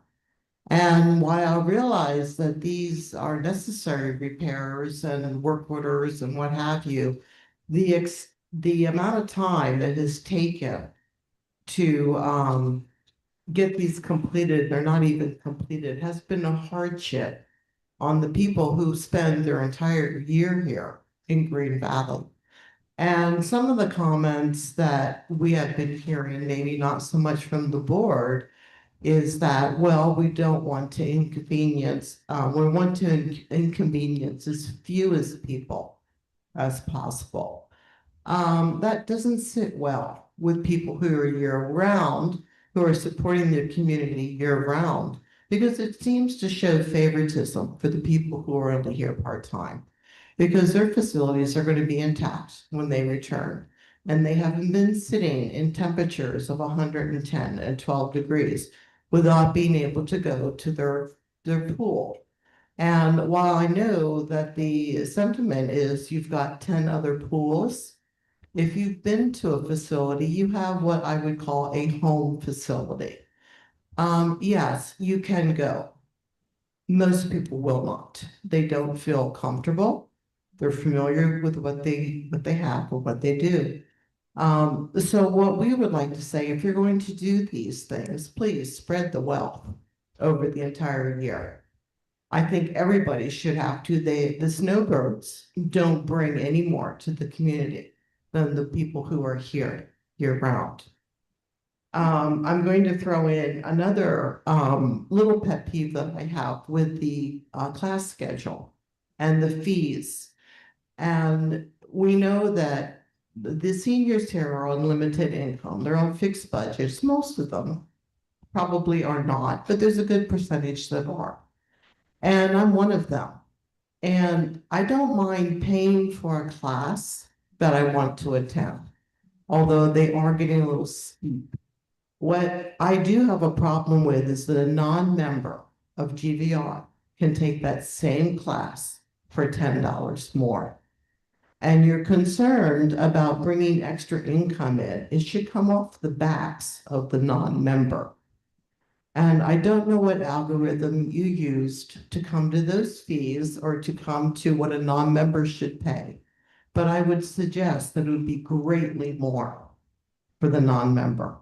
Maybe that would help with some of the finances. Thank you, and thank you for your service. Thank you. Appreciate you getting up and having your say.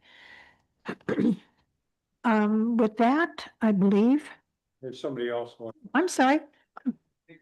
Yeah, that's okay. Chris, you need to come up and reestablish your name and GVR number, please. It's me again. Chris McCrumman, 265-976. I do share your concern about the snowbirds as well. I did write down not a quote. At the beginning, it did say that we wanted to complete a lot of these before the snowbirds return. That's not a direct quote, but I do feel the same way. We live here full time. That feels like a slight to people who live here full time. Again, I do thank all of you for all your service. I would hope that the guest policy and guest pass issue, I'm not sure when that's going to be discussed. I would like to be a part of that, or at least be on a committee. I think it's really important. My wife and I and friends, again, we use the facilities every single day.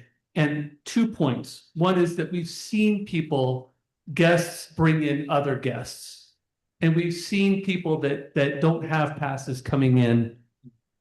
And that what that leads, I believe, to is overall community. In our political climate right now, we're having a lot of divisions. And so what we're seeing when we go to swim at CP1, CP2, Las Campanas, Madera Vista, we swim at all the pools and we want to try to meet people. What we're seeing and what I'm hearing, and I'll speak for myself, is, oh, you don't want to go to that pool because those people are not nice.